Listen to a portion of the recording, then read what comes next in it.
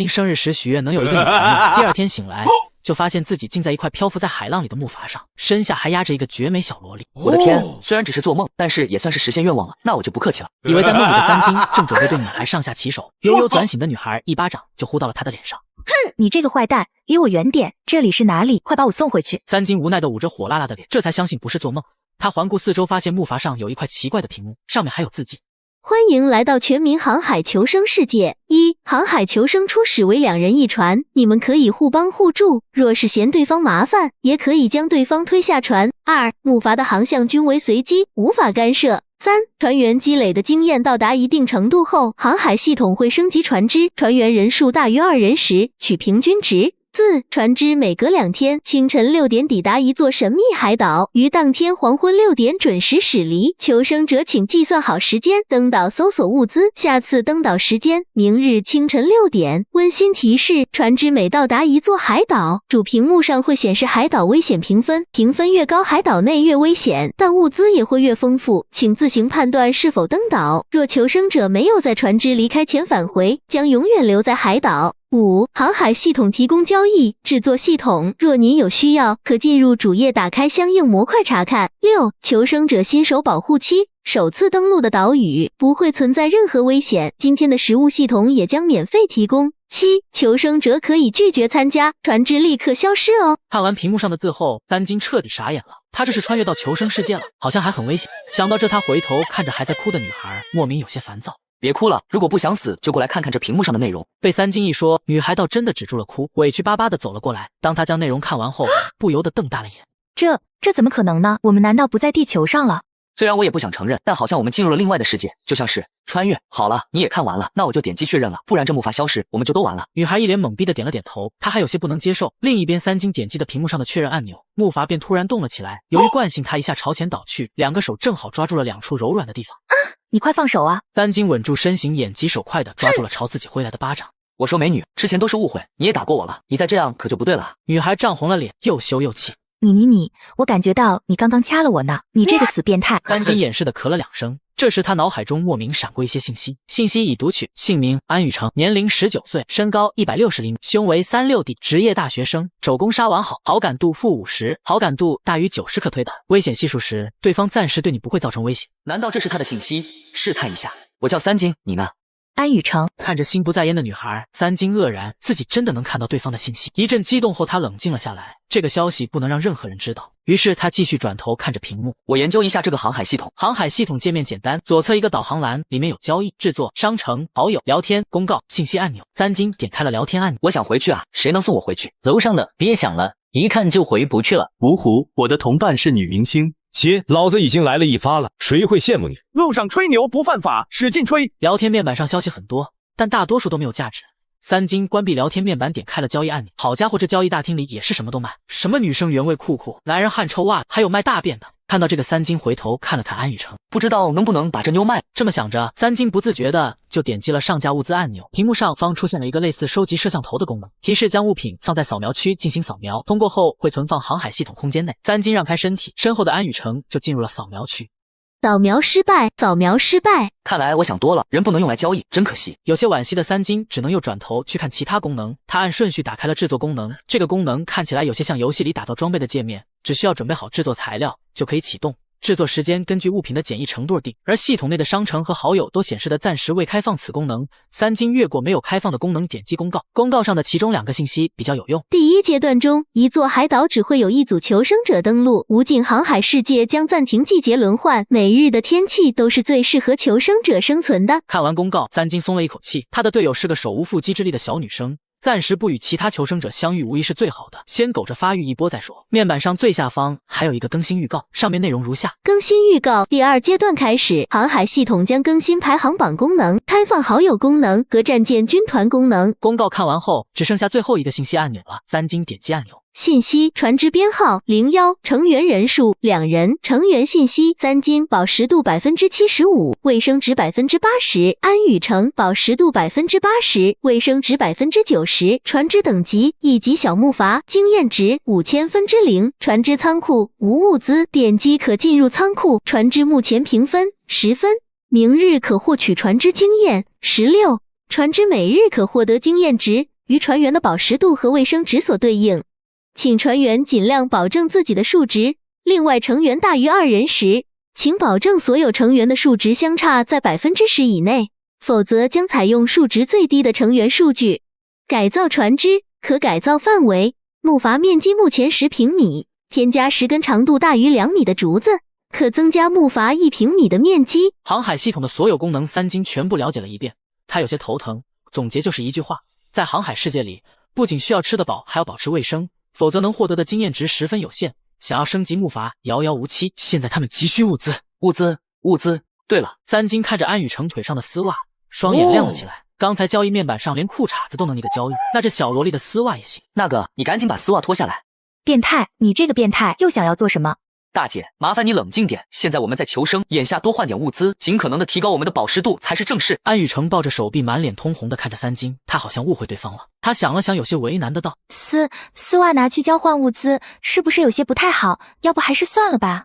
你过来看看，卫生纸也很重要，你衣物穿的越少，清理起来也越方便，对吧？是求生重要还是丝袜重要？听了三金的话，安雨成分析了利弊之后，只能照做。行，我脱，你转过去。三金挑了挑眉，还是转过了身。安雨成3下5除2的快速脱下丝袜，一双白的发光的纤细玉腿就呈现出来。好了，给你。三金接过丝袜，走到了屏幕前，打开了交易功能，再点击上下物资，扫描成功，正在收入物资。系统的声音落下，三金手里的丝袜凭空消失。隔空取物，隔空投送，看来这里的科技比原来的世界高太多了。如果能活下去，说不定能见识到许多不同的东西。感叹过后，三金开始填写物品资料。他把丝袜分成2只上架，超美萝莉一手丝袜，刚扒下来热乎的。交易物品：压缩饼干4袋，数量1；交易物品：纯净水4瓶，数量1。一个人1天2顿饭，才2袋压缩饼干2瓶水。初始船只上有2人，2人1天的物资加起来刚好够。三金知道这个价格很贵，但他根据聊天公屏知道这个世界至少有上百万人，100万人里找几个变态应该没问题。搏一搏，单车变摩托。好了，东西挂上去了。现在这个时间也差不多到了午饭时间了，我看看这系统有没有投放物资。三金打开了船只仓库，之前仓库显示的是无物资，再次点开里面果然变成了压缩饼干2。纯净水2，他点击屏幕，水和饼干就真的出现在了木筏上。他拿起1瓶水1袋饼干递给安雨成，这是你的。随后三金拿起饼干和纯净水便吃了起来，而安雨成一脸难受的吃着压缩饼干，这饼干是真难吃也难咽，最主要的是撑胃，他的胃口并不大。而一旁的三金将水和饼干吃完了，有些疑惑，点开了船员信息，我吃完了1份的饱食度只有 75%， 你吃1小半饱食度就有 80% 了。安雨成听了，将嘴里的压缩饼干艰难的咽下去，然后把剩下的水和饼干都递给了三金。我现在已经吃饱了，这些给你吃吧。三金也没有推脱，船上的人是绑定在一起的，自己吃饱对安雨成也有益处。他把另一半食物也吃下肚，再次点开信息，看来没错，饱食度是根据每个人的胃口而定的。现在我们的饱食度都维持在 86%。安雨成也松了一口气。这时系统滴滴滴响起，三金表情一喜，连忙打开了交易频道。我靠，安雨成，你的魅力不错啊，东西竟然真的卖掉了。没想到这么贵的价格竟都卖出去了，加上系统发放的2人份晚餐，我们现在有6瓶水和6袋压缩饼干了。今晚我们该吃吃，该喝喝，把饱食度保持在 95% 以上，明日的船只经验就能领先别人一大截。一旁的安雨成却高兴不起来，想到自己穿过的丝袜被人把玩着，就莫名羞耻。三金安慰道：别为这些身外之物纠结太久，活下去才最重要。你可是我的队友，别拖后腿。听了三金的话，安雨成也知道自己该接受现实了。天已经暗了下来，木筏平稳的在海上航行着。2人吃饱喝足后，洗漱了一番，再沉沉睡去。次日清晨，2人再次醒来时，木筏竟已经停在了一座海岛的沙滩上。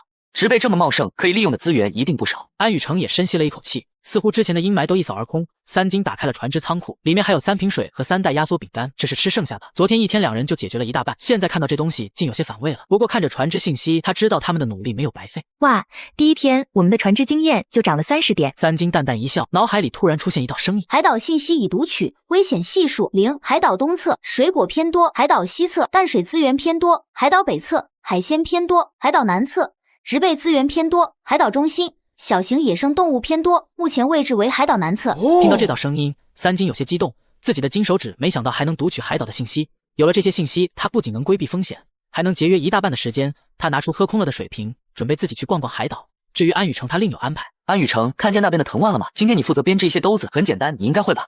我尽量，但你要去哪里？难道你要把我自己放在这里吗？连安雨成自己都没有发现，他现在已经把三金当精神支柱了。听见要丢下自己，就心里一阵发慌。之前航海系统上说了，这个阶段不会遇到什么危险。我现在要去找淡水，那么大的岛还不知道找到什么时候呢。你一个女孩子不用跟着我跑这么远。安雨成有些不可思议地看着三金，他之前一直认为三金就是一个流氓，没想到现在竟然这么绅士。那你注意安全，我也会努力的。三金忍住笑点点头，走进了海岛。淡水资源在海岛西侧，可西侧也不小，要一点点去找还是挺麻烦的。他心中思索着淡水位置，脑海中竟然就像是地图一样准确地读取了出来。他感受着最近的一处山泉，循着找了过去。20分钟后，一个井口大小、深度只有半米的泉眼出现在了眼前。这么小的泉眼，没有地图的指引，他还不一定能发现。目标山泉水，安全系数90%，可放心饮用，富含天然矿物质，有益人体健康。卧槽，还能这样！三金原本还在想这山泉水会不会需要烧开才能饮用，没想到连这个也能得到解答。自己这个金手指实在是太有用了。不再犹豫，他喝了一口清甜的山泉水后，就灌满了4个瓶子，马不停蹄地赶回了木筏。此时安雨成正在使出吃奶的劲和藤蔓拉扯，看到三金回来，他不可思议地问：“你这么快就找到淡水了？不会是灌的海水吧？”你可以尝尝。另外，我想到一个办法，可以得到更多的空瓶子，装更多山泉水。安雨成狐疑地接过瓶子，小心地喝了一小口，瞬间满眼放光。这真的是山泉水啊，比航海系统发的纯净水好喝多了。我们确实可以多装一点。你说的得到更多的空瓶子，是指拿山泉水去换？三金赞赏地看着安雨成，没想到这个女人不只是花瓶，脑子转的也算快。没错，肯定有不少人没有找到淡水，又急于需要补充水分的。我们可以卖便宜些，一瓶可以救命的水换2个空瓶子，这样卖出的速度会十分快。说干就干，他把之前剩下的3瓶水和刚装回来的4瓶全部分开上架。果不其然，一上架就被秒了，整整14个空瓶子出现在了木筏上。思考了一瞬后，三金又把3袋压缩饼干上架，同样换回了6个空瓶子。看着20个空瓶子，三金转头对安雨成道：“这20个空瓶子，我还勉强能用衣服装着。这一趟我自己去装，你赶紧把藤蔓编织好，下一趟我们就一起去。”三金说完就风风火火地离开了。身后的安雨成苦着脸，一脸为难，咬咬牙又拿起了藤蔓。三金回来看着他手里乱七八糟的藤蔓，无奈地叹了一口气：“那个，其实我不太会编织这个东西，对不起。”虽然很无奈，但三金自己也不会。正在这时，信息已读取，贝爷亲传藤框编织法。这道声音在他脑海中落下后，三金感觉自己好像从一开始就会一样，拿过安雨成手里的藤蔓，只是几分钟时间，一个大大的藤框就有了雏形。一旁的安雨成惊呆了，他没想到三金连这个都会。哎，你站在这看什么？赶紧把那20瓶水上架！安雨成收起崇拜的眼神，赶紧弯腰去解矿泉水。这一弯腰，胸口春光乍泄。正在编制藤框的三金手一顿，又若无其事地动了起来。20几分钟的时间，他就编制好了一大一小2个藤框。而一边的安雨成也完成了任务，取回来40个空瓶子。这个小的你背着，这个大的我背，速度尽量快一点。我们只有1上午时间取水。安排好后，两人没有耽搁地背着藤框就开始行动。安雨成似乎也渐渐适应了求生这件事，身上的娇气散去，背着藤框走得飞快。时间过得很快，在两人来来回回中，仓库里的水越来越多，一上午过去，竟然已经有了640瓶满满当当的山泉水。三金擦了一把头上的汗，看着已经被汗水浸透的安雨成，他放下藤框。好了，淡水是囤的差不多了，你看看你衣服都湿透了，休息一会，我们去找食物。安雨成低下头，看着自己半透明的衣服，瞬间红了脸。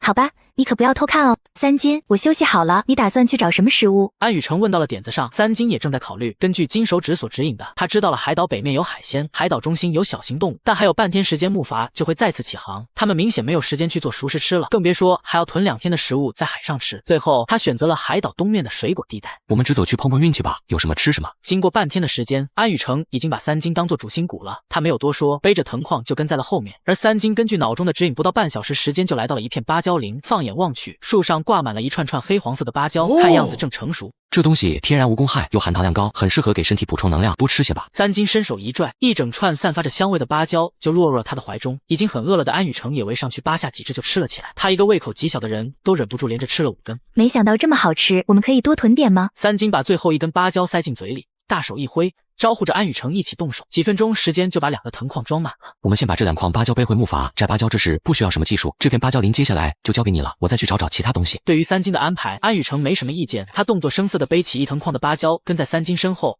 2藤框芭蕉装进仓库后，三金单独行动，跟着脑域的只是找到了岛上的其他水果。时间一会儿过，来到了下午4点左右，两人气喘吁吁的汇合。此时船只仓库里的物资显示为山泉水640瓶，芭蕉2098根，香蕉971根，椰子111个，山竹302个。哇哦，三金你也太厉害了，竟然另外找到了好几种水果。话说你的运气会不会太好了点，什么都能被你找到？三金笑而不语，如果没有金手指的指引，就他们在岛上瞎摸索，能填饱肚子都不错。对了，我们收集这么多东西，会不会在吃完之前就坏了？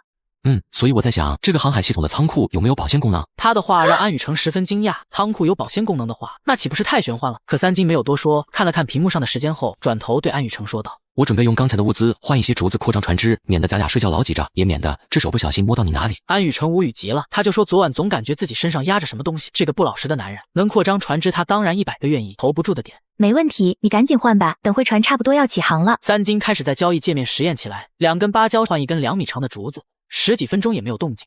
4根也没有动静。他接着再加到6根，终于有人交易了。经过这次交易，他心中也得出来一个比较标准的求生者心理价位。为了节省时间，后面的水果陆续上架，其他求生者可以选择想要交易的数量自行调节。香蕉500根，交易物品2米长的竹子200根，芭蕉1200根，交易物品2米长的竹子200根，椰子50个，交易物品2米长的竹子25根，山竹150个，交易物品2米长竹子50根。3金上完架，觉得自己赚大了。对于他来说，找到食物并不难，可想要收集竹子，那可必须费很大的劲来。首先要花费时间去寻找或者制作锋利的工具，还需要不错的体力。他和安雨成弄食物还行，砍竹子就算了。不过时间还剩1个多小时，两个站在这等交易也有点浪费。3金伸手拉上安雨成的手腕，走吧，我们再去弄点水果，多点东西准没错。看着自己被握住的手腕，安雨成微微红了脸，但也没有甩开，只是乖乖的跟着3金走。这次他们的目标只有芭蕉和香蕉，相对于其他水果来说，这2样好采摘，数量也多，距离也不算远。两人速度不慢的来回2趟，又收集了708根香蕉和1092根芭蕉。将所有水果存入船只仓库后，时间已经到了5点57分，船只即将离开。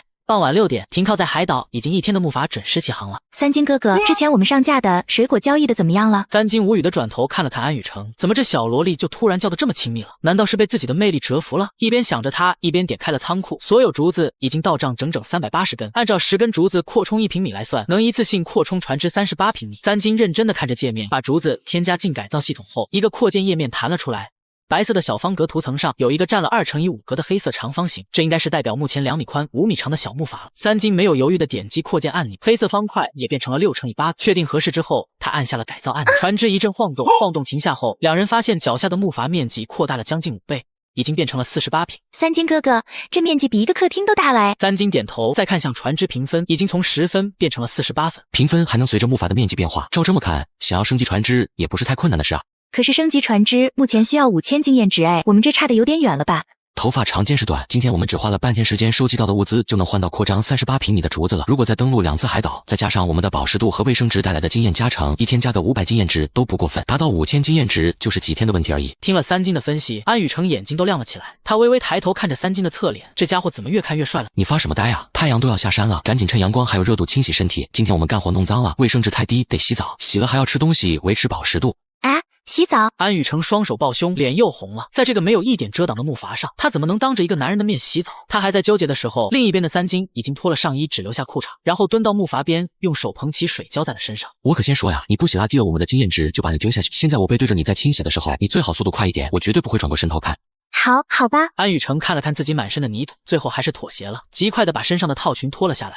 又快速蹲下，将清凉的海水捧起，开始清洗。3金果真没有转头，只是面前熄灭了的航海系统屏幕在夕阳下，把身后的安雨成完整反射了出来。直到安雨成把套裙清洗完成，3金终于收回视线。你别回头啊，我马上就穿好了。现在天气极度炎热，他们的衣物也很薄，洗了甩甩也勉强能穿。别自恋了，我说了不会回头看就会做到，赶紧穿上吧，太阳下山了。早就过了眼瘾的3金觉得索然无味，他穿好衣服，拿出芭蕉出来，自顾自地吃了起来。夜晚渐渐降临，第二天太阳刚探出头，隔老远睡着的两人就醒了。3金迫不及待地来到航海系统面前，点开船只信息，小木筏经验值变成了98，涨幅很明显。随后他又打开了船只仓库，取出是10根香蕉、20个山竹、2瓶水，但其中5根香蕉是剥了皮的，这是3金昨晚为了测试仓库有没有保鲜功能特意剥开的。剥开一晚上的香蕉，没有任何变化，一点氧化的痕迹都没有。船只仓库真的有保鲜功能，或者说里面根本没有时间。安雨成打着哈欠凑过来，也惊讶极了。那是不是意味着我们可以捕猎动物了？吃不完还可以存着。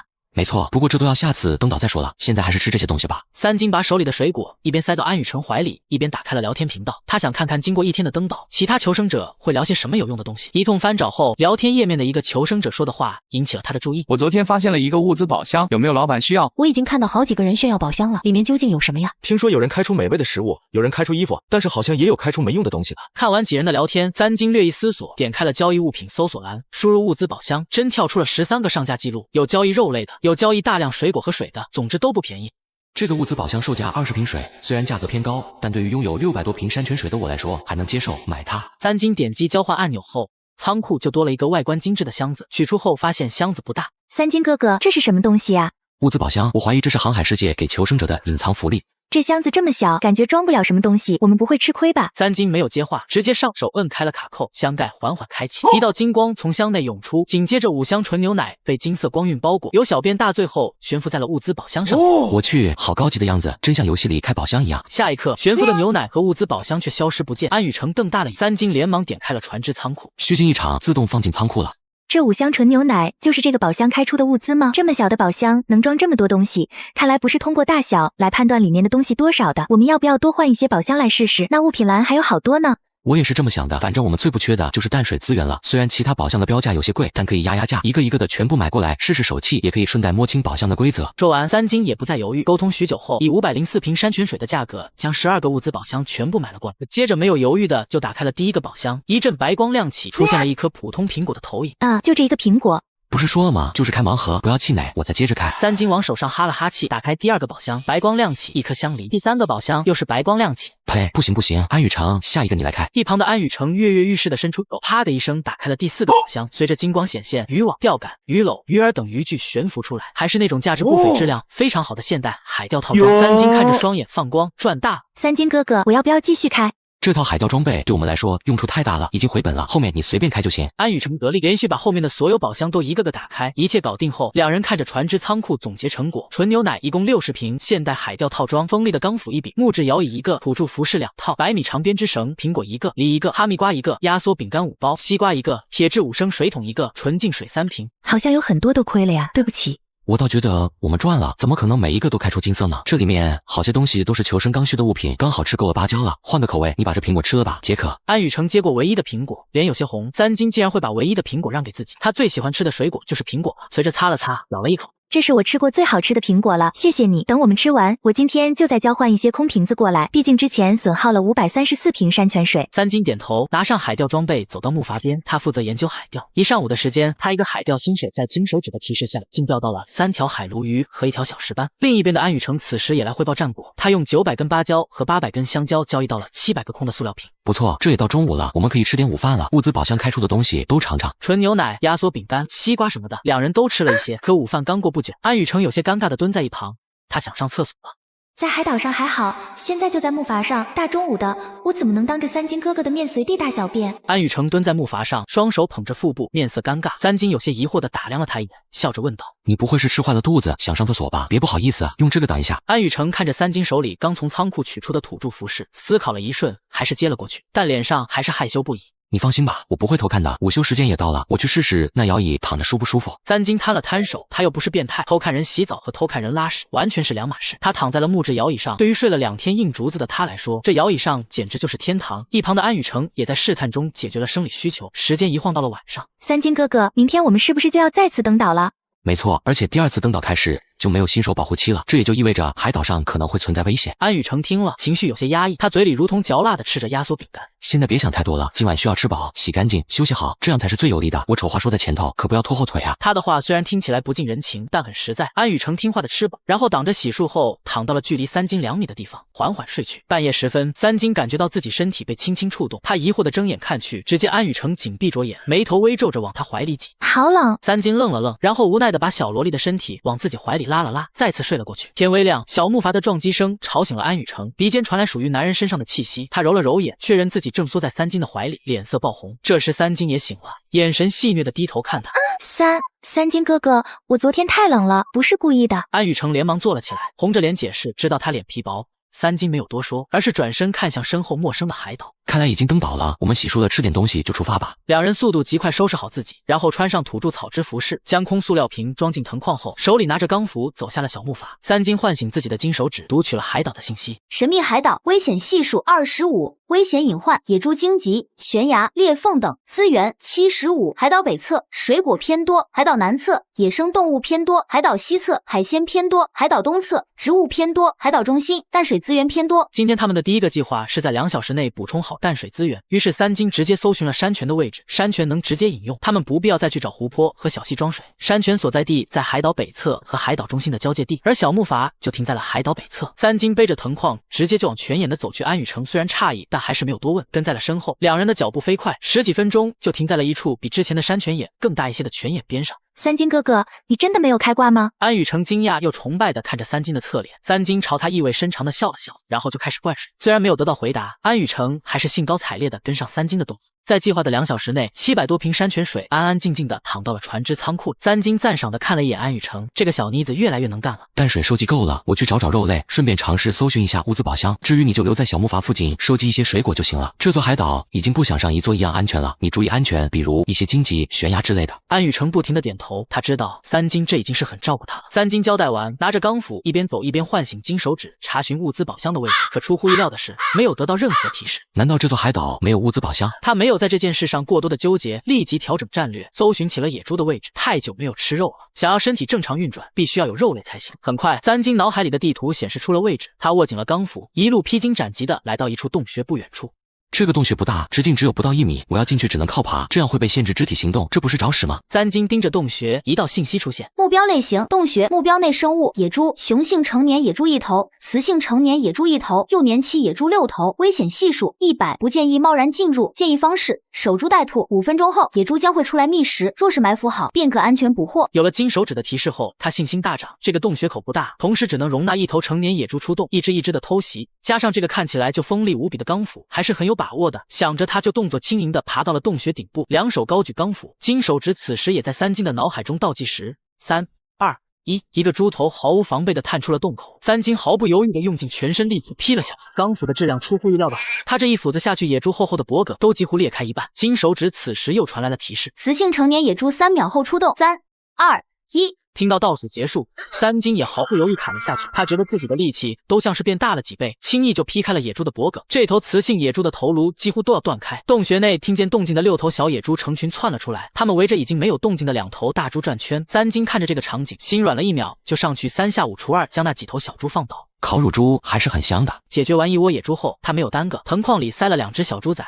左右手还各提上1只小猪仔，一路走一路歇，整整40分钟才回到竹筏边上。可此时安雨成却没有在收集物资，而是在木筏上呆坐着。这小妮子难道在偷懒？三金嘀咕着走过去，却看到安雨成捧着脸，眼泪像断了线的珠子一样往下掉。发现三金回来，他抬头哭道：三金哥哥，完了，我被银环蛇咬了，会不会死啊？闻言，三金一惊，银环蛇可是剧毒。他看向安雨成指着的位置，竟然在大腿内侧。此时金手指也发出提示，目标为白环蛇所致，无毒。三金松了一口气，抬头看见安雨成焦急的模样，又起了逗弄的心思。哎呀，这里可没有医院啊，我只能赶紧帮你把毒素吸出来，不然后果很严重。听到他这么说，安雨成既害怕又感动，他抽抽噎噎的微微张开腿。好，三金哥哥，你速度快点，那里很敏感。本来只是想逗他一下，可看着他这么娇媚的模样，三金不由自主把头就凑了过去，鼻尖传来一阵独属于少女的香味。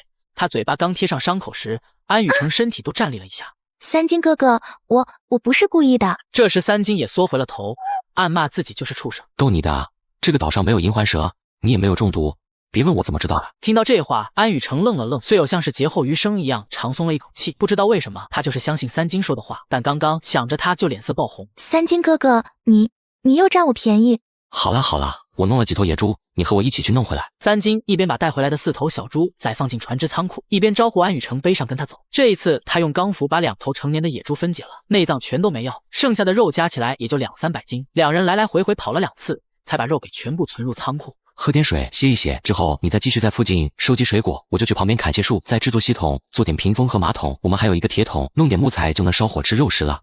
看了一圈，安雨成摘水果的那些水果树就很合适，不粗不细，好砍伐，一般运。安雨成去了另一边收集水果，三金则不知疲惫地挥着钢斧砍树。半小时他砍倒了好些木材，可是的木头很重，看起来不大，每一颗都有100-200斤往上。好在的是，距离木筏近，20-30米的距离，他费力的连拖带拉，耗费不少力气。全部树木收入仓库后，仓库显示出2363千克的重量。缓了缓，吃了些东西补充体力后，他点开了制作页面。一个木质马桶需要2000克木材，制作时间3分钟；3个木质屏风需要木材45千克，制作时间3个小时。三金直接点击了制作。时间还早，我应该再去找一些能生火的材料。想要吃肉，必须有火才行啊！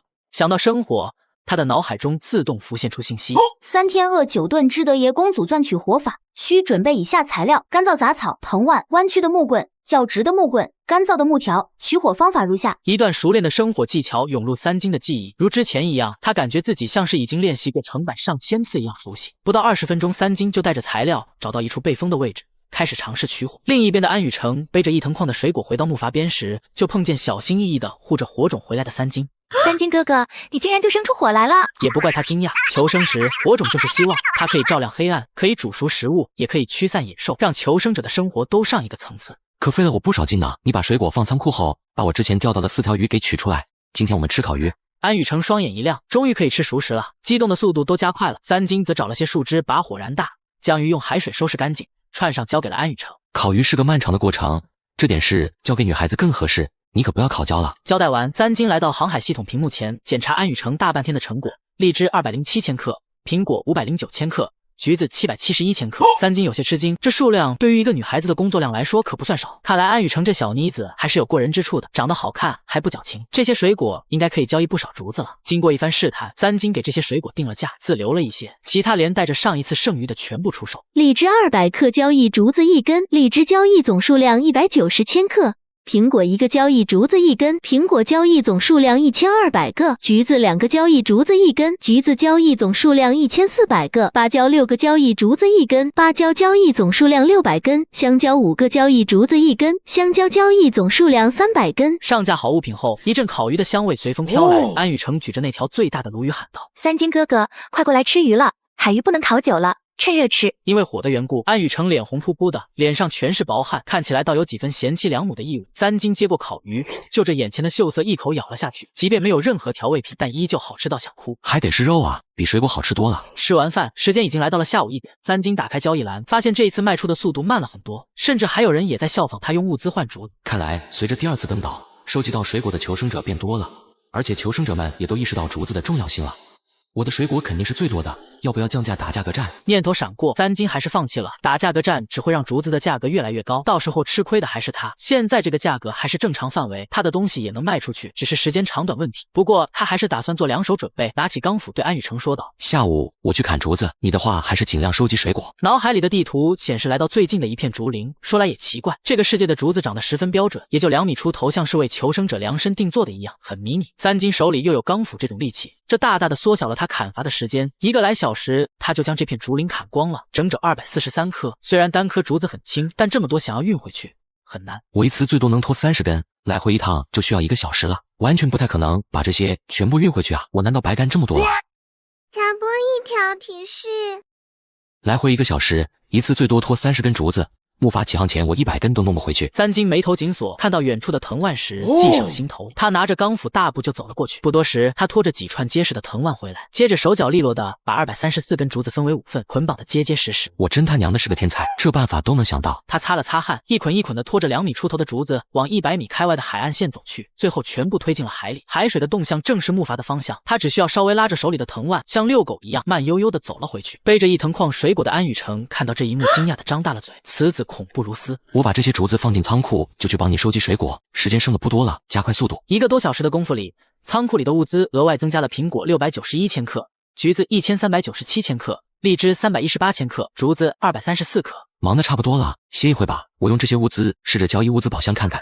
啊，为什么不交易竹子了呢？今天能这么顺利，钢斧帮了不少忙。目前只有物资宝箱才能开出这样的工具来。试试吧。说着，三金开始上架水果：苹果5千克交易物资宝箱1，橘子10千克交易物资宝箱1，荔枝3千克交易物资宝箱1。他不打算再用山泉水交易竹子了。这个世界的矿泉水瓶是第1天系统发放的，数量不多，等求生者们重视的时候就不好收集空瓶子了。目前三金更想要用水果去交换空瓶子，说干就干，又点开了交易按钮。苹果2交易塑料瓶1，交易数量50份；橘子5交易塑料瓶1，交易数量50份。做完一切，距离木筏起航时间还有40分钟。三金又拿起了钢斧，叫上安雨成一起去收集了200根左右的藤蔓。他准备空闲的时候编织一些藤矿出售。时间此时来到了黄昏17点55分，两人把藤蔓存入仓库后，三金又取出铁桶，将岸上的火堆给转移到了铁桶内。今晚吃烤肉还得指望这些火呢。木筏开始晃动起，在他离开海岸线前1秒，三金连忙跳了上去，把留在上面的安雨成差点吓哭了。三金哥哥，你下次不要掐时间点了，刚才我真的好害怕你留在岛上了。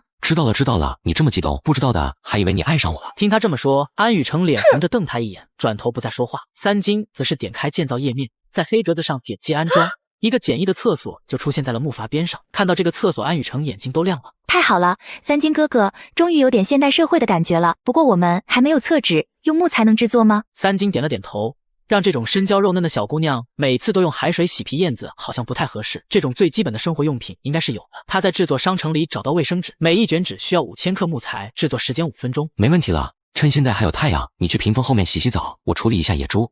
三金哥哥好像越来越绅士了，看来从一开始我就误会他了。有了屏风的遮挡，安雨成深呼出一口气，他终于可以脱了内衣，好好洗一次澡。而三金在木筏边蹲着处理野猪时，从屏风的侧面那个3厘米的缝隙，正好看到他脱下了衣服。安雨成这一次洗得尽兴，整整10几分钟才穿好衣服，从屏风后出来。小野猪处理的差不多了，现在我去洗澡，你来烤，顺便烤烤你的头发，别感冒了。让安雨成先洗澡，三金挤饱了眼福，又不用枯燥的烤猪肉，实在是双赢。可落在安雨成眼里，三金实在是绅士又细心，还担心他感冒。好，三金哥哥，谢谢你。三金哥哥，你洗澡这么快，野猪还没有烤好呢。三金洗澡不像安雨成，他只花了几分钟就收拾好了，肉还没烤好。三金走到航海系统面前，点开了交易大厅，白天上架交易竹子的东西都卖光了。看来猜测是对的，被传送到这个世界的人口数量难以想象，只要价格合理，没什么是卖不出去的。加上三金自己砍伐的竹子，仓库里的竹子数量达到了惊人的3950根，也就是说可以扩充395平米竹筏。他没有浪费时间，直接点击了扩建按钮，瞬间木筏就从48平米扩大到了443平米的规格，显得格外空旷。两人还没来得及高兴，改造界面弹出一个提示框，监测到木筏面积已接近峰值500平米，到达之后将无法进行扩建，请勿盲目收集竹子。尼玛，这个世界还限制发育啊！按照这个情况，每日可获取的最高经验值只有500加100。烤乳猪出炉喽，三金哥哥快来吃！听见安雨成的声音，三金暂时不再纠结这事儿，走过去拿过2/3的肉大口咬了起来，吃几口肉喝一口牛奶，日子倒也过得不算差。吃过饭后，有强迫症的三金用水果再继续换了570根竹子，将木筏扩充到了峰值500平米。完成后，他点开交易物资宝箱的界面，却发现上架的水果连一个宝箱都没有换到。难道今天都收集到水果了？那肉你们总没有吧？三金看了看仓库里之前处理小猪仔时存放起来的内脏，试探性的上架了一个猪心，没想到上架刷新了几秒就被抢了，到账一个物资宝箱。见状，三金把几头小猪仔的内脏全部上架，不多时就又换回来8个物资宝箱。他将9个宝箱全部取出，安雨成也凑了过来。哇，又可以开盲盒了吗？三金嘿嘿一笑，接连开了几个，全是白光，不是一瓶纯净水，就是一个红薯苹果之类的东西。啥情况？别太过分了呀！还有俩宝箱，我们一人一个。他搓了搓手，咔的一声打开宝箱，一阵白光，压缩饼干一袋。一旁的安雨成赶紧安抚道：“别生气，别生气，这不是还有一个吗？”说着，他随意扣开卡扣，金光中升起一个红十字手提箱。所有东西消失不见后，安雨成从仓库里取出手提箱，打开，开心不已，里面有不少治疗感冒、发热和处理外伤的药物。快看，三金哥哥，这好像是医疗箱呀，这是好东西呀！哇，没想到你竟然是个欧皇，以后都你来开箱了。三金一激动过去就抱住了安雨成。安雨成惊呼一声，竟也没有推开他。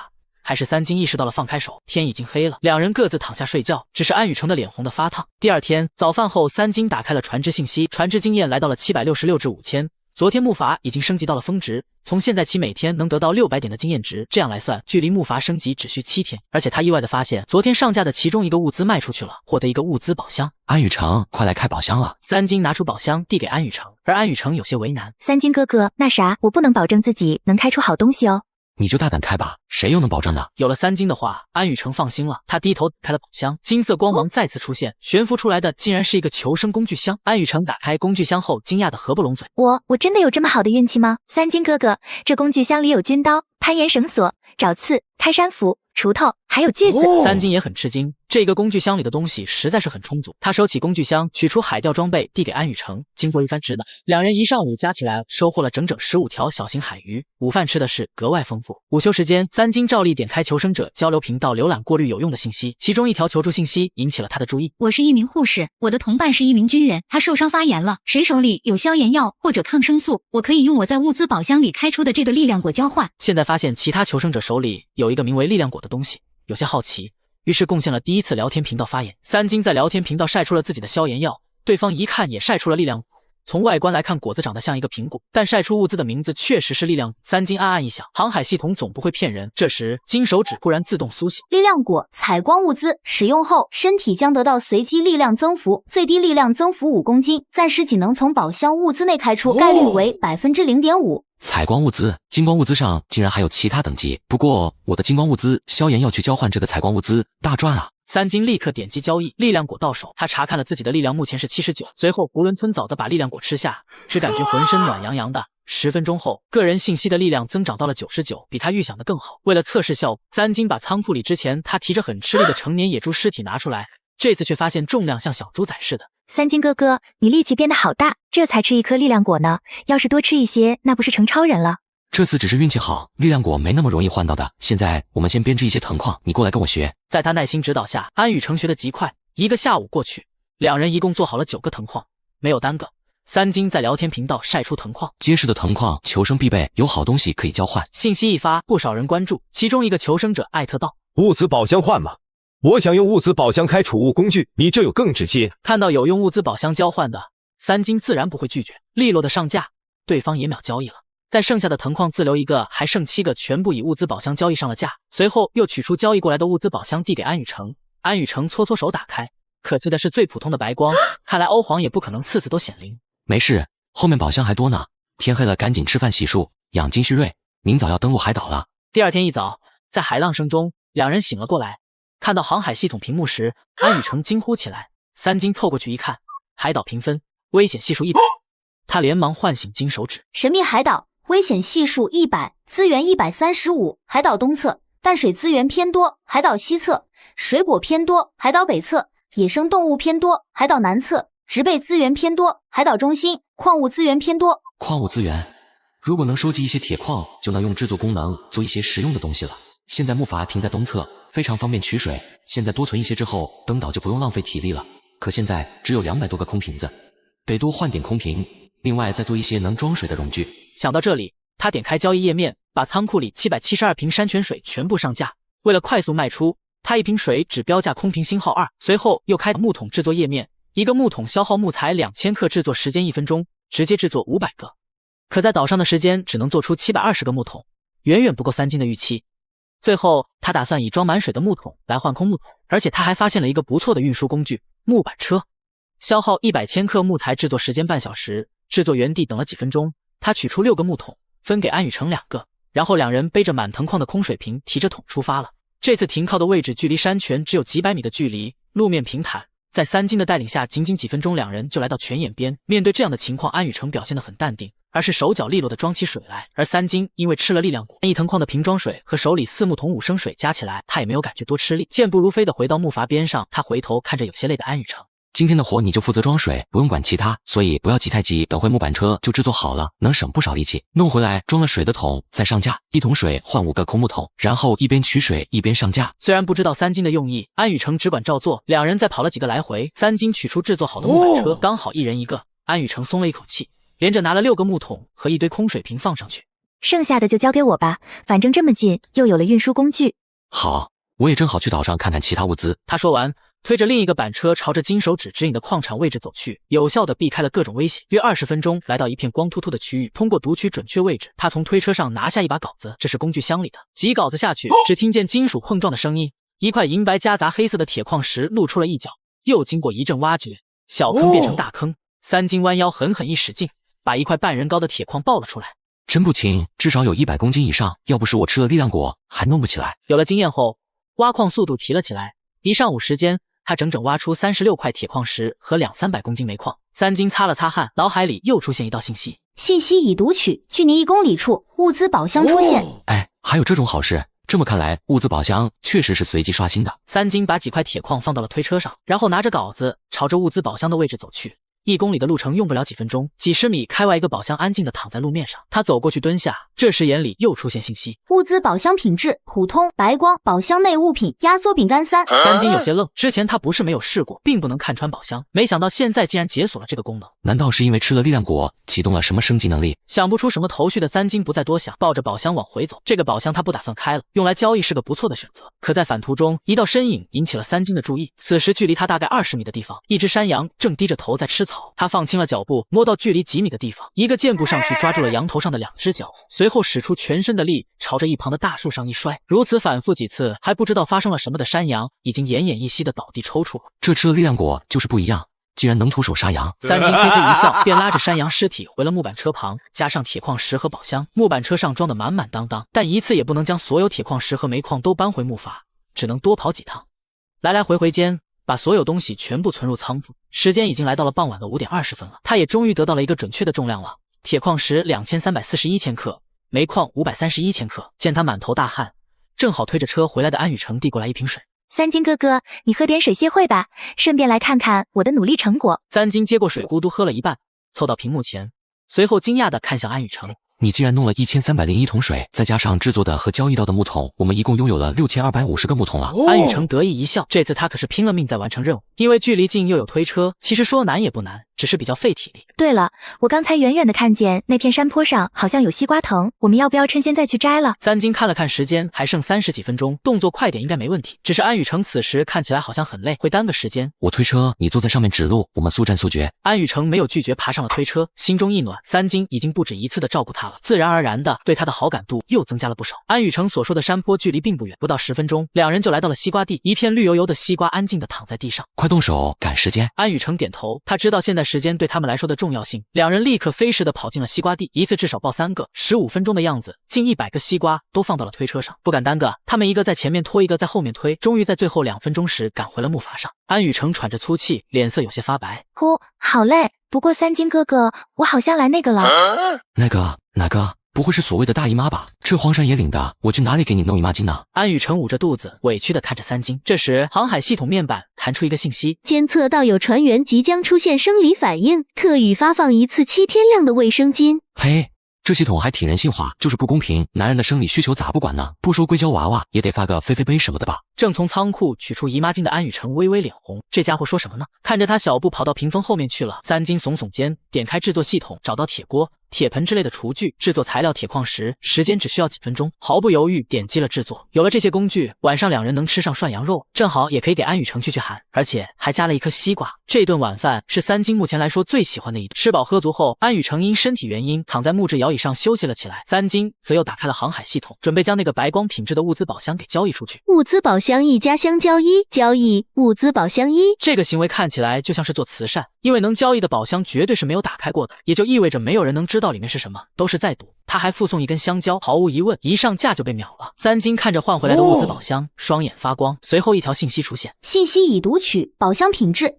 白光，宝箱内物品压缩饼干1。我靠，我的宝箱里好歹也有3包压缩饼干，这么帅。他嫌弃的又将宝箱挂了上去，同样的附送一根香蕉。很快再次交易到了一个物资宝箱，这一次他已经不那么激动，只是按部就班的读取信息。信息已读取，宝箱品质金光，宝箱内物品弩，射程300米。这次意外的收获让三金又有些不相信了。弩，远程攻击必备，可以有效的保证自身安全，而且弩箭的制作也简单，只需要少量木材和矿石，这玩意简直是为他量身定制。讲到这，三金直接打开了宝箱，一把精美的弩就出现在了手中。他转头一口气制作了50根弩箭，另一边也将吃剩下的山羊内脏上架到交易大厅，用来交易物资宝箱。事实证明，肉类的物资交易东西就是快，短短20分钟就换回了17个物资宝箱。三金开始一一读取信息。信息已读取，宝箱品质白光，宝箱内物品苹果2。信息已读取，宝箱品质白光。信息已读取，宝箱品质绿光，宝箱内物品压缩饼干10。信息已读取，宝箱品质白光。信息已读取，宝箱品质蓝光，宝箱内物品纯净水30。信息已读取，宝箱品质白光。信息已读取，宝箱品质绿光。一连读取了10个，基本都是白光绿光的品质。这么说起来，只有一个蓝光的，可淡水资源他最不缺了，于是只能继续看下去。信息已读取，宝箱品质白光，宝箱内物品香梨2。宝箱品质白光，宝箱品质紫光，宝箱内物品调味料大礼包，内含酱油1升，花生油5升，料酒1升，食用盐1000克，味精1000克，胡椒粉1000克。这个好，得拿出来，终于出个不错的了。这段时间嘴里都淡出鸟来了。继续。信息已读取，宝箱品质绿光，宝箱内物品纯净水10。宝箱品质白光，宝箱内物品橘子3。宝箱品质白光，宝箱品质彩光，宝箱内物品敏捷果实1。开到最后一个时，三金瞪大了眼，他最盼望的东西来了。把蓝光品质的矿泉水30瓶，紫光品质的调味料大礼包和彩光品质的敏捷果留下，剩下的物资宝箱又全部附送一根香蕉上了架。让我看看这敏捷果功效吧。他将3个物资宝箱都打开了，其他存进了仓库，只有一个类似苹果的果子出现在手里。信息已读取，敏捷果食用后身体将得到随机速度增幅，至少增幅 1.39 米每秒。物资获取方式，目前仅能从物资宝箱中开出，概率为5%。果然是好东西，我之前速度最快是 7.14 米每秒，吃了这玩意保底能涨到 8.53每秒，都能赶上国家1级运动员的水准了。吃！三金不再多想，一口咬了下去，和之前吃力量果一样，刚咽进肚子便能感觉浑身暖洋洋的，随后就是一阵轻松感。接着他读取了自身的速度属性，您目前的速度为10.5米每秒。好家伙，这速度跑100米赛用时才9.52秒，比第一飞人还快。而且这还是我能一直保持的速度，不只是爆发速度。这样的意外之喜让三金高兴了起来，力量和速度都在不断增强。他又看了看上架的物资宝箱，不出所料已经交易成功。扫视一圈后，只出了一个蓝光品质的，于是留下了蓝光物资宝箱，开出了一套崭新的衣服，其余的又全部重新上架。折腾几次后，也没有任何好东西，而且宝箱里的物资都是一个样。他发现交易的账号来回只有那几个，对方在白嫖他的香蕉，浪费我的香蕉。看来几十万的求生者每次登岛只能出几十个物资宝箱。算了，下次再说，先睡吧。一早，三金醒来就看见安雨成一边钓鱼一边编织藤框，这女人越来越勤快了。你肚子不疼了？听到他关心自己，安雨成连忙回头，扬起一抹笑。就刚开始不太舒服，没事了。三金哥哥，你快吃早餐吧。而且我们的船只经验已经有1966了，按照1天600点经验增长速度，还有6天就能升级了。三金点头，他拿了2盒牛奶，其中1盒放到了有火堆的铁桶旁，加热了再给正在生理期的安雨成。这个小小的举动让安雨成眼眶都悄悄红了。三金哥哥真的太细心了，最开始我还觉得他是个色狼，没想到竟然是个暖男。嘿，看来果然没错，这小妮子对我的好感度又上升了，推倒她指日可待了。这一天，两人钓了不少好鱼。登陆岛屿后空闲的时间里，三金充分地展现了什么叫养老生活。第二天傍晚，一条更新预告引起了他们的注意。明日更新如下： 1. 系统开放排行榜功能，上榜成员每日可领取对应榜单奖励。2. 开放好友功能，开放战舰军团功能。3. 交易大厅开放租赁功能。4. 海岛将随机刷新农作物。哇，农作物哎，我们能吃到米饭了吗？这真的是个天大的好消息，没有米饭的日子我受够了，我们赶紧休息好，明天登岛了，今天吃些压缩饼干吧，明天才有力气。又是登岛日，海浪声叫醒了两人。三金看向岛屿，信息已读取：神秘海岛，危险系数75，资源95，海岛东侧农作物偏多，海岛西侧水果资源偏多，海岛北侧海鲜资源偏多，海岛南侧淡水资源动物资源偏多，海岛中心植被资源偏多。具体的物资种类三金也大概都知道有哪些。木筏停靠的地方就是海岛东侧，附近1公里内就有不少土豆、西红柿之类的东西。三金想了想，这次让安雨成去找到这些，免得每次都是他找到物资引起怀疑。安雨成，你就在这附近1公里左右逛逛，我照旧到处找物资。经过几次登陆，安雨成是完全信任三金的。他点点头，拿过镰刀和藤矿，钻入了丛林之中。而三金转身把10几个物资宝箱附送香蕉上架。今天又登岛了，又会出现新的物资宝箱。操作完后，他又将之前开出来的绳索拿了出来，随后看向了海岛南侧，刚才读取到了那里有他感兴趣的东西。不过半个小时，三金就牵着一头黄牛雄赳赳地返回了木筏边。老黄啊，以后你就跟着我了，哥带你见见世面。说完，他从仓库里拿出木板车，用绳索拴在了黄牛身后，再拿出弩跟弩箭背在身上，朝着土豆地走去。几十米开外，就看见安雨成正蹲在地上卖力地挖着土豆。这小妮子藤矿都装了半矿，看见他带着一头牛，安雨成吓得站了起来。啊，你这是？这是黄牛，很温顺的，它可以帮你节省不少力气。等会你挖好了土豆，直接让它拉回去就好了。我再带着弩去更深入的地方看看。听他这么说，安雨成心里对他的好感度又提升了一些。这个男人考虑的太周到了，还把危险的事情都做了。三金自然不知道安雨成在想什么，他只是想去打猎。他通过金手指已经把弩的使用技巧融会贯通了，现在只差实践了。不出1个小时，他手里已经提着几只野鸡和野兔了。在一处大石头后，2只野猪悄然出现，他轻手轻脚地放下手里的东西，然后取下背上的弩，行云流水般箭上弦，瞄准了野猪的头部。咻，箭弦声响起，野猪连惨叫都没来得及发出就倒下了。同行的另一只野猪警惕地抬头四处张望，可一只箭矢诱打，自然也跟着倒地。有了这个武器，果然轻松多了。三金看着2只野猪的尸体，意外地发现一旁就是一个山泉眼。他想了想，提上野鸡和野兔回了木筏。安雨成也正牵着牛车回来。这才1个多小时，你就猎杀了这么多东西了呀？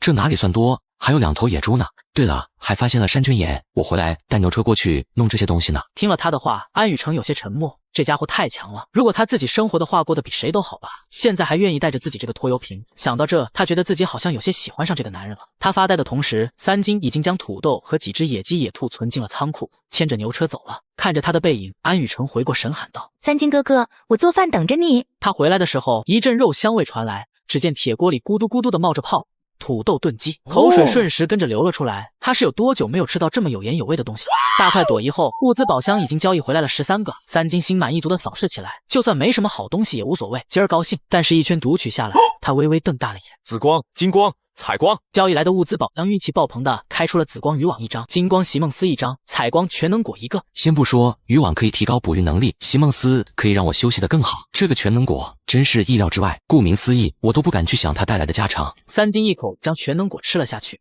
很普通的味道，但浑身勇气的热能不会骗人。他读取了自己的信息：姓名三金，年龄20，速度120，力量115，体力95，人类极限数值为100。我超过了人类极限了，那难道我已经不能算人类了？这么想着，只是一闪就从木筏上来到了岛上，速度快出了残影。他背着2个藤矿，手拿渔网，回头朝惊呆了的安雨成道：“你再顺着上午挖土豆的方向去找找，有没有其他农作物？我准备用新开的渔网去捕鱼试试。”安排好后，他朝着海鲜较多的海岛南侧小跑过去。普通人1个小时的路程，他10几分钟就到了。放眼望去，海岸浅水区都有许多鱼虾蟹在觅食游动。渔网在手，不到1个小时，他带来的2个藤矿和渔网都装得鼓鼓囊囊的。带着收获赶回木筏，将东西都放回了仓库后，三金又取出几瓶山泉水，去找到了安雨成。此时安雨成正卖力的在一片水稻田里收割着，一旁的牛车上装了不少稻穗。你上来休息下，剩下的交给我吧。安雨成抬头感激的朝着他一笑，他还在生理期，确实有些吃不消，于是也不扭捏了，把手里的镰刀交给了三金。谢谢你，我真怕自己帮不上什么忙。三金潇洒的摇头，速度极快的将剩下不多的稻穗全部割下来放上了牛车。看着喝了水缓过来的安雨成，他指了指另一边的西红柿田。我先送稻穗回木筏，还剩2、3小时，你把西红柿摘了，等会我再到处找找其他东西。今天我们的目标就是农作物。安雨成狠狠点头，他们马上就可以吃到正常的饭菜了，怎么能不激动？时间一会儿过，他们在海岛上忙忙碌碌。木筏起航时，仓库里已经存了土豆、水稻、西红柿、包菜等农作物。2人和一头牛毫无形象的倒在木筏上，惬意的吹着海风。三金哥哥，没想到我们在这样的世界里过得越来越好了。我去做晚饭了。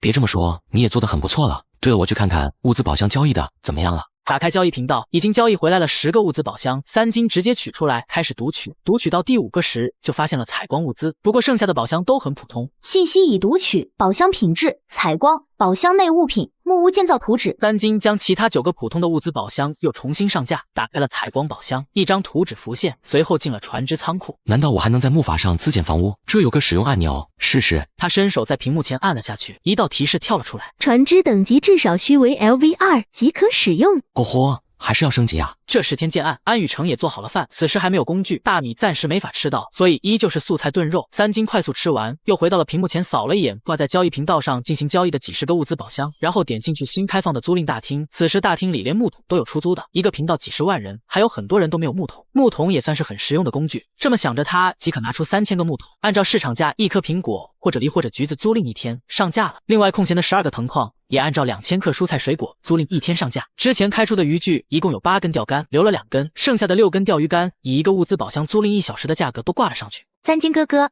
我们这2天下来钓了几藤矿的大鱼，编好了23个藤矿，我们收获相当不错呢。你也越来越熟练了，我把这些藤矿全部上架租赁，我们可以享受包租公的待遇了。早点吃了饭休息，明早又要登陆岛屿了。早上，岛屿如约而至，三金牵着牛车下了木筏。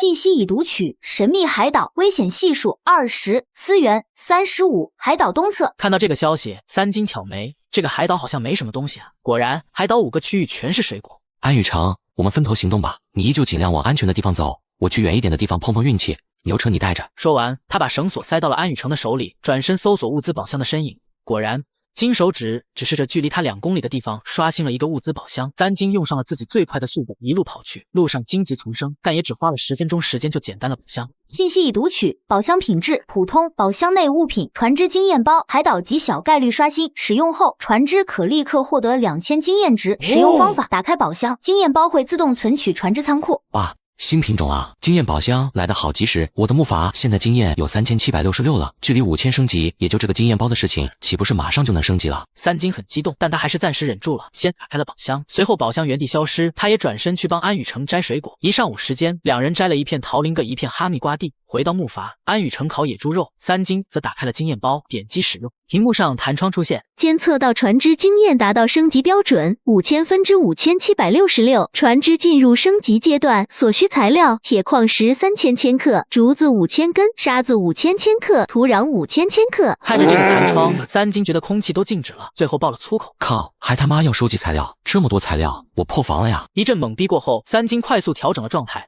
他静下来想了想，点开交易频道，迅速发布了交易信息：1桶沙子7000克，交易木桶1个，水果1个，数量1000份，土壤也如下沙子和土壤都是随处可见的东西，一个人弄100桶会很累，但弄1桶取得非常轻松，就能免费换一个水果，何乐而不为？他所在的频道就有几十万人，这一点东西轻而易举。而且三金发现一件事，现在还没有人交易沙子和土壤，就意味着他是第一个到达升级的人。等所有人都到2级时，沙子、土壤和竹子等东西的价值就会翻倍，他现在完全可以囤多一点。为了让木筏升级和赚取可观的利润，我开始大量收购沙土和竹子。下午又带上锋利的钢斧，开始大量砍伐树木制作。安雨城则继续去收集水果。时间来到了17点50分，木筏马上就要离开岛屿。三金哥哥，我下午采摘了861千克葡萄和452千克荔枝，辛苦了，我下午收获也不错，整整120棵树，来回跑了10几趟了，确实很累。我在想，以后能不能收点小弟来做这些苦力活？三金越想越觉得可行，马上就要开放第2阶段了，会有多艘船同时登陆一座海岛的情况，到时候就看谁更强了。时间到了，巨大的木筏驶离了岛屿，安雨城开始准备晚饭。他打开了交易界面，沙子已经收购完成。经过1天的海岛之旅，挂在交易频道的物资宝箱又重新刷新了，到手12个新的物资宝箱，三金毫不犹豫地取了出来，开始读取。白光、白光、白光、绿光、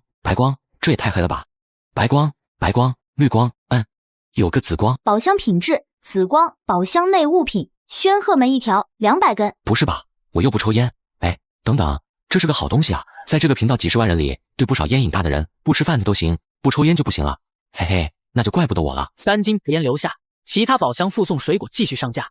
他拆开包装，拿出1根试水上架，1根烟换2个物资宝箱。虽然有些贵，但是绝对会有人买。不到10分钟，2个物资宝箱到账。三金读取一番，都是白光品质，又只能反手上架。但他不舍得继续用烟交换物资宝箱了，他手里还有不少物资宝箱在等着交换。刚才只是验证了烟对于烟民的重要性，等必要时候再拿出来。时间一会儿过，在海上漂流的2天，依旧是吃饭、睡觉、钓鱼。因为只有一张席梦思的缘故，安雨城倒是主动和三金一起睡，虽然中间隔了很远。又是登岛日，天微微亮，海岛就出现在了眼前。三金读取了岛屿的信息，眼前一亮，真是瞌睡送枕头。这座岛屿有铁矿，西侧还有黄牛，我正愁没劳动力，这不就来了？读取位置，顷刻间，黄牛的位置浮现，木筏停靠位置刚好也就在西侧，读取到的距离不过100来米。三金转头吩咐安雨城：“你把牛车牵着，我们到处逛逛。”距离很近，但三金还是特意绕了路，过了20分钟才来到黄牛附近。远远的安雨城就喊了起来：“快看，又有一头黄牛，好像还是母的。”三金暗笑，这小妮子太单纯了。不过他还是很配合的吃惊，随后准备用绳索去收服对方，没想到身后拴着牛车的公黄牛一声哞之后，那头喝水的母牛屁颠颠就贴了过来。三金回头不可思议地看着公牛：“嘿，你小子魅力这么大！”说归说，三金没有浪费时间，直接将母牛套上绳索，安排安雨城牵着回去，将另一个板车套上，继续用木桶收集山泉水，然后以1桶山泉水换5个木桶的价格上架。他则牵着公牛车，装着工具朝铁矿的位置走去。按照上次的经验，哐哐一顿挖，9点半，他挖出来的铁矿堆成了小山。哪怕这次有牛车相助，也至少需要跑好几趟。今天2人任务重，连中午饭都没吃。安雨城收集了山泉水，又去找了不少农作物，而三金下午在疯狂打猎和砍伐竹子。终于在木筏离开时，他看到了心心念念的船只升级按钮。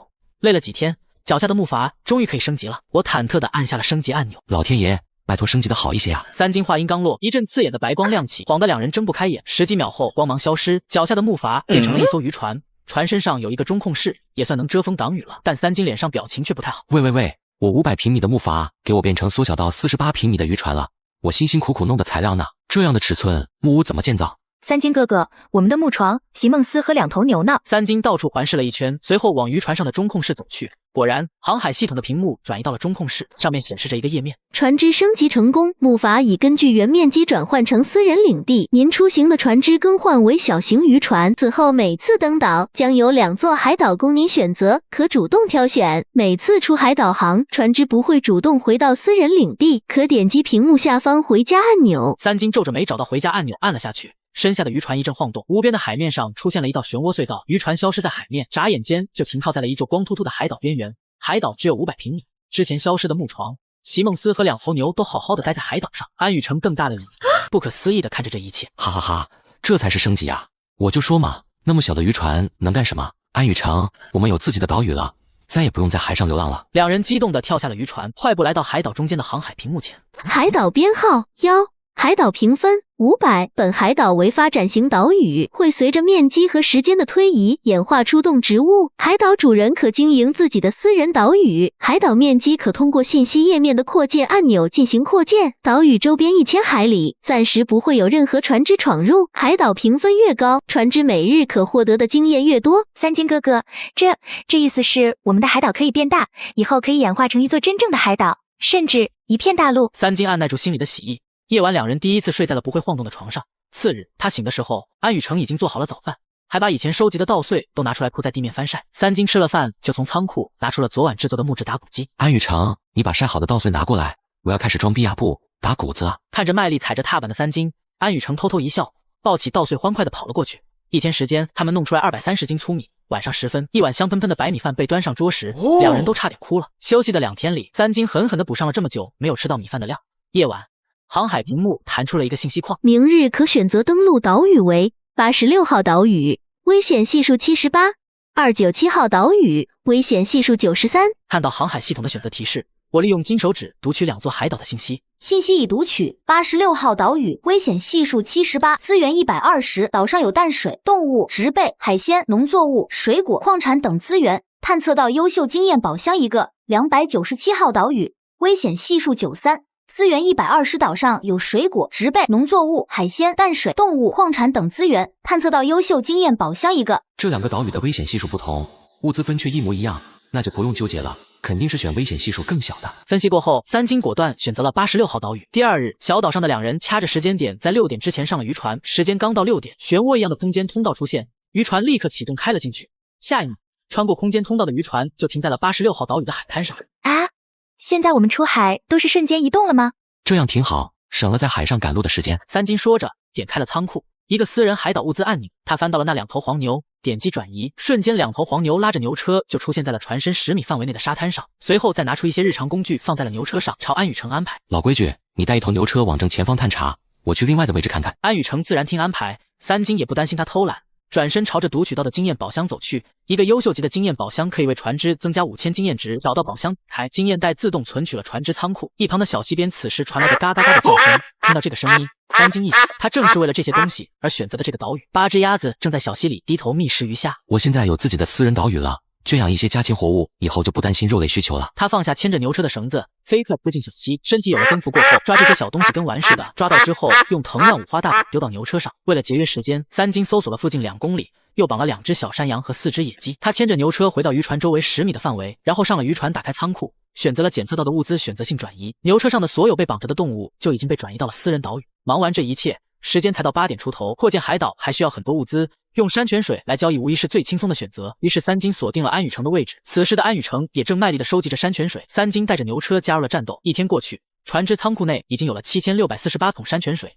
若干树木和水果矿产，他把山泉水慢慢上架换取沙土竹子，最后按下了回家按钮。一阵波动后，渔船停靠在了私人岛屿旁，被传送回来的动物正横七竖八地躺在地上。三金哥哥，你还偷偷抓了这些动物，我们怎么养它们啊？会不会跑了？三金来到航海系统前，从仓库里点击安装，3个围栏形的木篱笆就出现在了周围，山羊、鸡鸭各1个。你把动物都放进木篱笆里圈养，我去看看换回来的物资宝箱有没有好东西。安雨成点头，开始忙活起来。三金从交易仓库里取出10几个物资宝箱，读取后只有2个紫光的能入眼，一个是调味料大礼包，一个是农作物种子大礼包。哎，这个农作物不就是为现在量身定做的吗？岛上的土壤我读取到了特殊能力，能将5个月的生长周期缩短至5天。检测到海岛面积目前500平米，所添加材料可扩建到1225平米，长宽都为35米，是否扩建？虽然长得不多，但至少能放下我的木屋了。三金点击了扩建按钮，一阵晃动后，海岛变大了些。接着他点开了制作页面，找到木屋。制作需添加材料木材30吨，铁矿石300千克，制作时间72小时。木屋长为15米，宽为10米，总层数4层，每层150平米。4层这么大，那我还怎么和安雨成一起睡？吐槽归吐槽，但他还是点击了制作按钮。安雨成把做好的饭菜端上了桌。最近他们吃的不错，荤素搭配还有米饭，看起来和地球上的生活差不多了。吃完晚饭，夜幕降临，岛上海风呼啸。安雨成有些扭捏的找到还在屏幕前忙的三金。三金哥哥，你能不能陪我睡觉？我有点害怕。三金诧异的转过头，看着不好意思脸红的安雨成，他暗暗一笑，放下手中的是陪安雨成走到了床边坐下。快躺下吧，我就坐这看着你。安雨成小声的答应了一声，然后红着脸偷看了一眼三金的侧脸，突然亲了上去。三金只感觉自己的脸颊上一阵柔软温热的触碰，像蜻蜓点水一样。他看着又迅速退开的小萝莉，挑了挑眉。你这就有点过分了呀，亲了又没有全亲，我来教你。他坏笑着说完，就捧住安雨成的脸凑了过去。唇齿触碰时，安雨成感觉自己浑身酥麻，像是触电，脸红到了耳朵。直到三金的手朝着他的衣服伸去时，他才反应过来。别，不可以。他的语气很软，却又坚定地按住了三金的手，让有些进入状态的三金也清醒了些。他放开了对方。不好意思，一时没忍住。现在好感度已经有89了，只差一点就能顺利推倒。现在我没必要这么急。被放开的安雨成松了一口气，但也有一点点小失落。他快速躺下，背对着三金，闭上眼，丢出一句话：对不起，我还没有准备好，但今晚你可以搂着我睡。安雨成都能听到自己心跳的声音，他也不知道自己为什么这么胆大，但三金没给他多想的机会，直接躺下贴了上去，手环住了他的腰。既然你都邀请我了，那就不客气了，快睡吧。三金闻着安雨成身体特有的味道，睡得格外香。第二天他醒时，安雨成已经起床准备好了早饭。三金哥哥，太阳都晒屁股了，快洗漱吃饭了。另外，我们用了经验代后，渔船的经验值今天已经涨到了10万分之14393了。今天吃了早饭，准备把从物资宝箱里开出来的农作物种子种在能缩短生长周期的私人海岛土壤里。大白菜、空心菜、辣椒这些农作物在岛上种植，只需要2天就能收获了。安雨成，快拿去找个地方种下去。安雨成接过种子，挨着圈养动物的地方选了一块土地，面积大约15米宽、25米长。这一块土地至少能保证他们2人的蔬菜消耗。三金则打开了聊天频道，筛选有用的消息。突然，一个名为求生者3214的人的消息引起了他的注意。和我一起偷大姨裤衩子的疯子在不在这个区域？看到了请艾特我。看到这条消息，三金眼前一亮，确定3214号求生者就是自己的发小沙威。他点击了对方的头像，对了暗号后，2人都知道正是对方。在这个陌生的世界里，能找到多年老友，激动自然无以言表。只是现在还无法添加好友。他想了想，发出一条消息：我的编号很好记，暂时你要联系我就在公屏艾特我，未来要是有机会，我们肯定能见到的。2人聊了近1个小时才告一段落。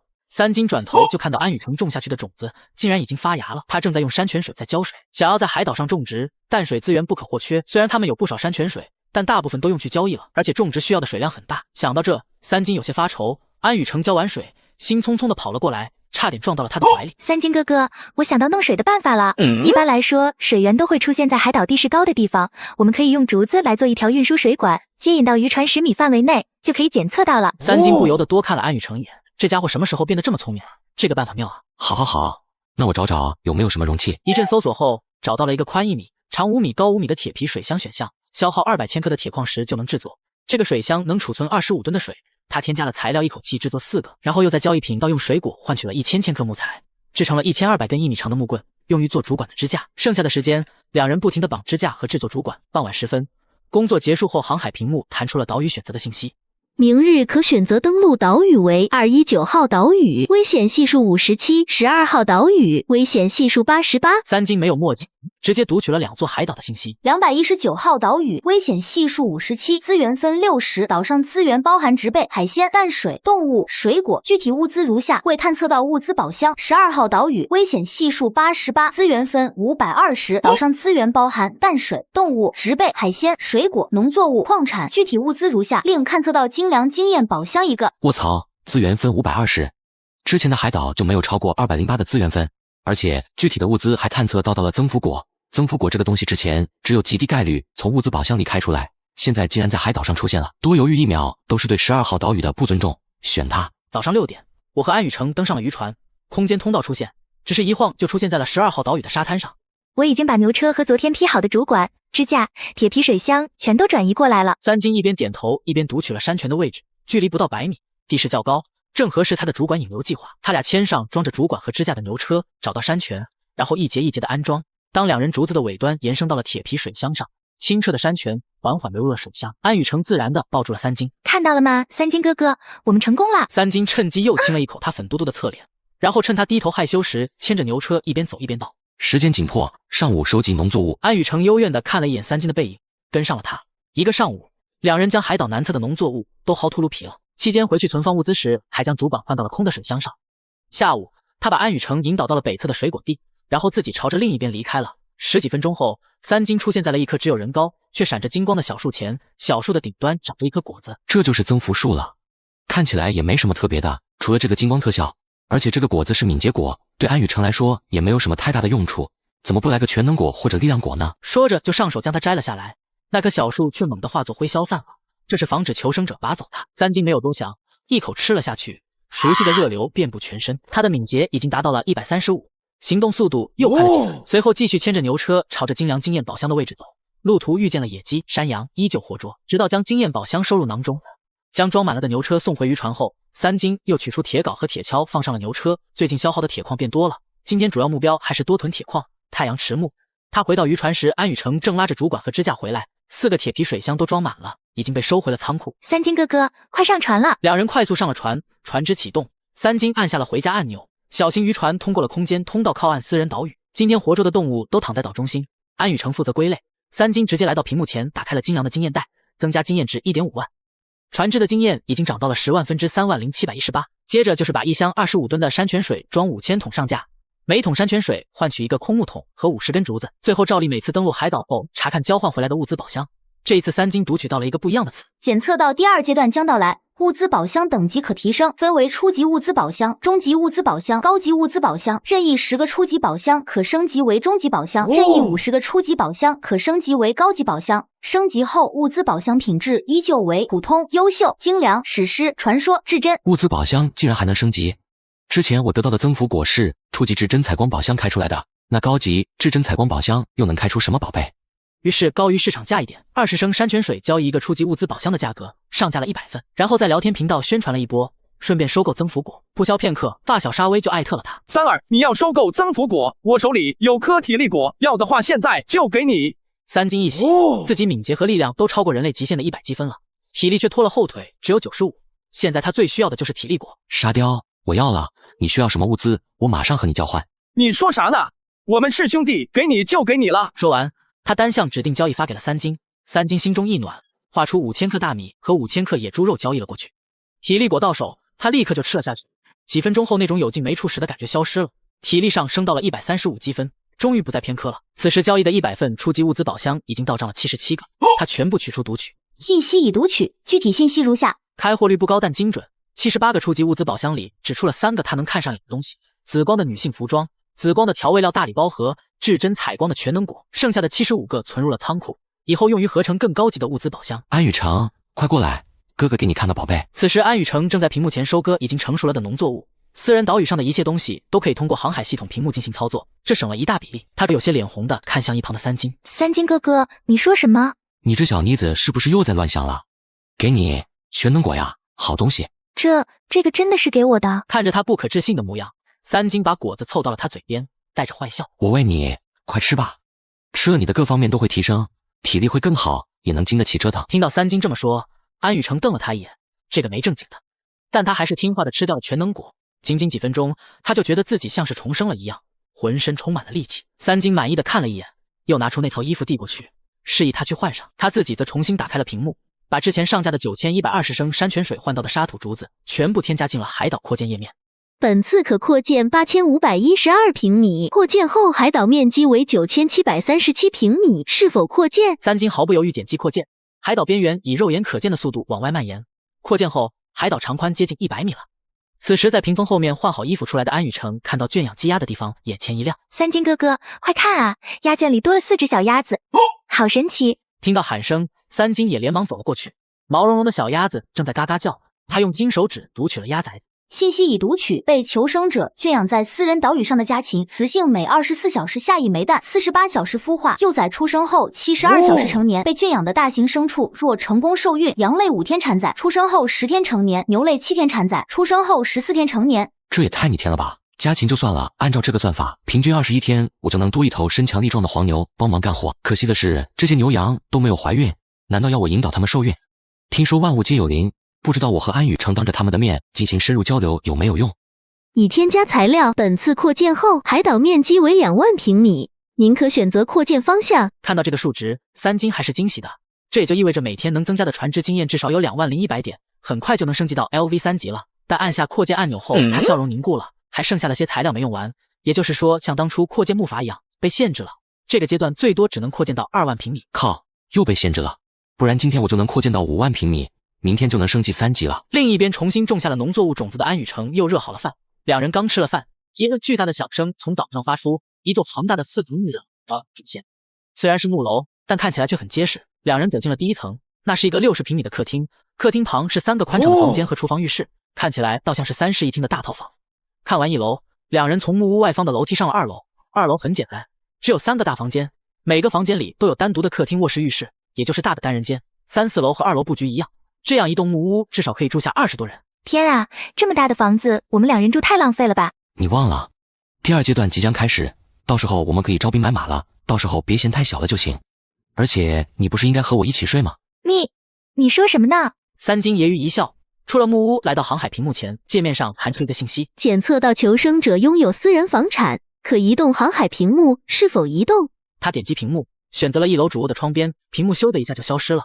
来到主卧后，果然再次看到了屏幕。三金通过屏幕把岛上的木窗、席梦思等收了进来，放置在了主卧。随后把制作家具和装饰房子的任务交给了安雨成。直到太阳落山，选择岛屿的信息也弹了出来。明日可登陆岛屿为919号神秘岛屿，危险系数31；500号神秘岛屿，危险系数200。200的危险系数，这还是第一次啊！信息已读取，919号岛屿，危险系数31，资源40，岛上有植被、淡水、动物、水果，暂无物资宝箱，具体物资如下。500号岛屿，危险系数200，资源230，岛上有水果、植被、海鲜、淡水、动物、矿产，检测到物资宝箱2个，具体物资如下。看到500号岛屿的具体物资，三金微微皱眉。500号岛屿上居然有老虎，还是体型巨大的东北虎，就算我有钢斧和弩箭，也不一定能自保，更别说安雨城了。可如果选919号岛屿，那物资也太寒酸了，估计还没有我仓库里多。三金很纠结，500号岛屿究竟值不值得他们冒险？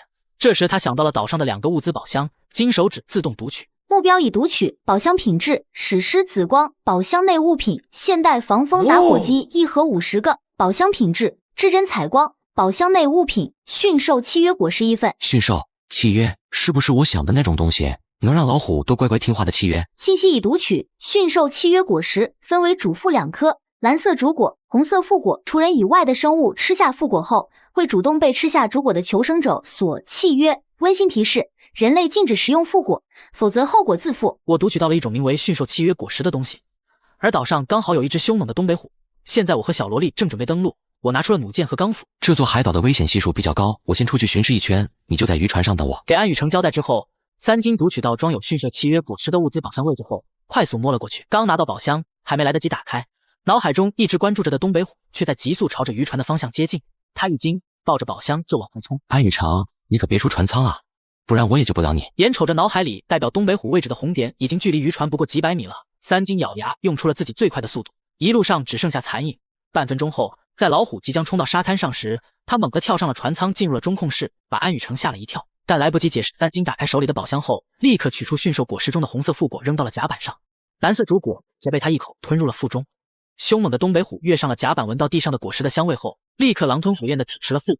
这一瞬间，三金感觉到了和东北虎的一丝联系。而吃了果子后的东北虎瞬间收敛了脸上的凶狠神色，像是一只小猫咪一样扑到了刚出船舱的三金身旁，轻轻地蹭着。这一幕看呆了安雨成，这是发生什么了？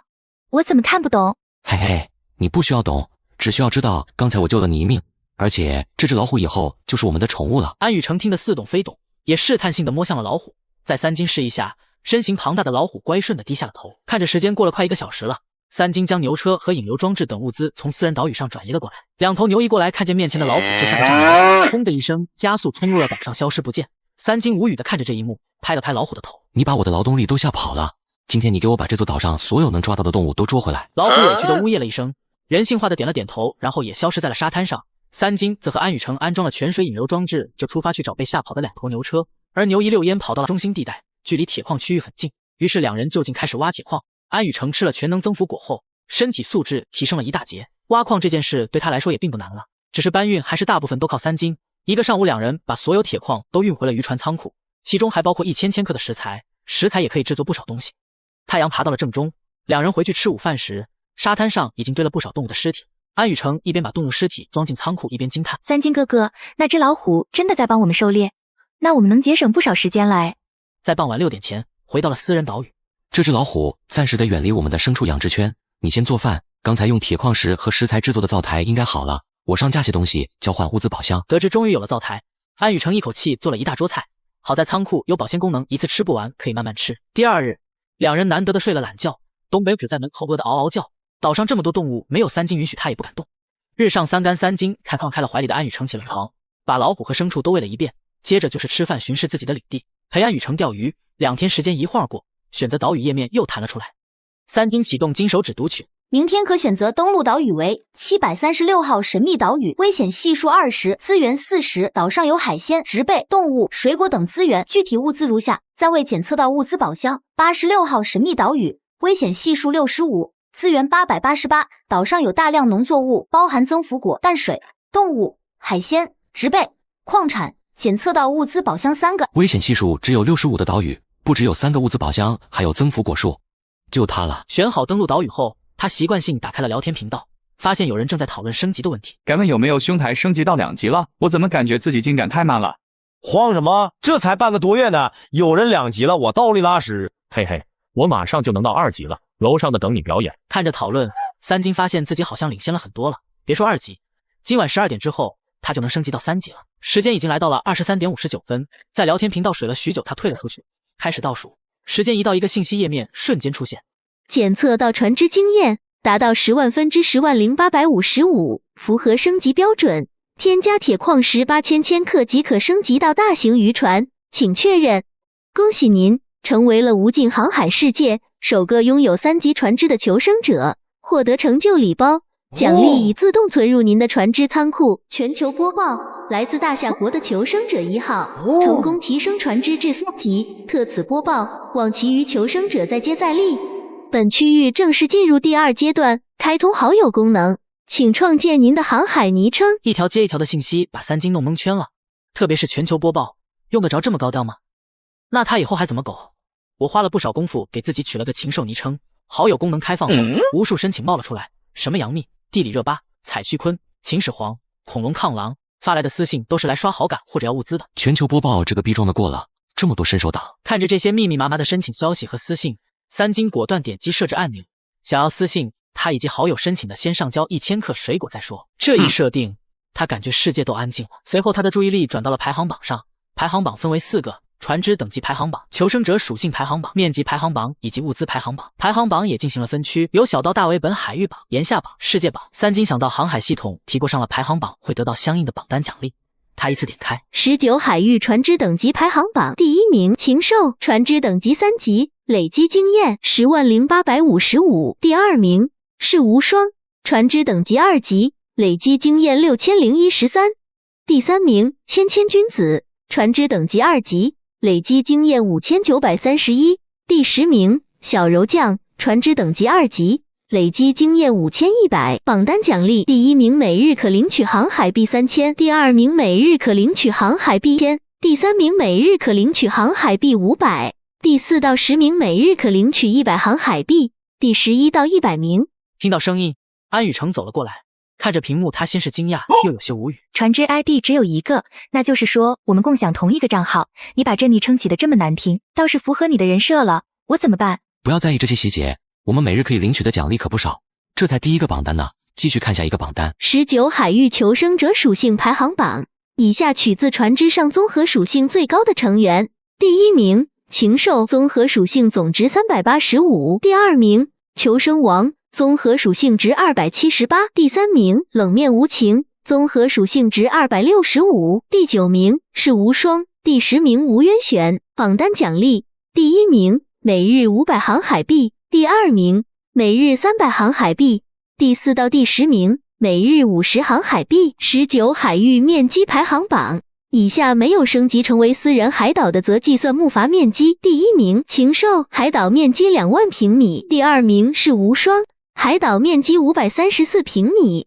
第3名千千君子，海岛面积519平米。第10名小柔将，木筏面积399平米。榜单奖励：第1名每日可领取30扩建地基石，第2名每日可领取10扩建地基石，第11到100名每日1扩建地基石。私人海岛面积达到2万平米后，需使用扩建地基石进行扩建，一地基石扩建10平米。19海域物资排行榜，第1名禽兽，物资评分 A， 第2名是无双，物资评分 C， 第8名小柔将，物资评分 C。 榜单奖励：第1名每日300航海币，第2名每日100航海币，第3、第4到10名每日30航海币。本海域的4个排行榜都大略的看了一遍，三金又继续看向炎夏国榜和世界榜，不出意外，他霸榜了，整整12个榜单，他都位列第1。我们竟然这么厉害的吗？安雨成的感叹传来，三金挑了挑眉，把所有奖励一键领取。一看下一条，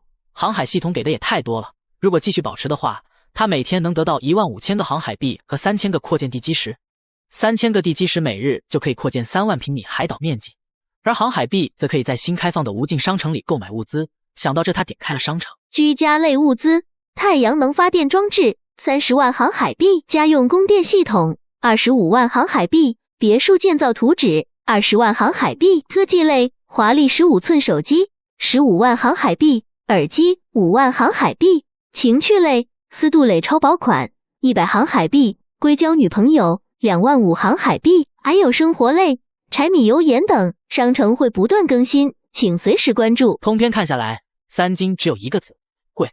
暂时他也没有想买的打算。一切看完，一个岛屿页面弹了出来。检测到正式进入第2阶段，您所在的19海域明日将与154海域进行合并。历经半个月，终于进入第2阶段，小渔船变为了庞大的大轮船。船只升级后，每次选择的岛屿增加到了3个，且可以自由往返。可移动物资的范围也提升到了20米，甚至船只可以自动捕鱼。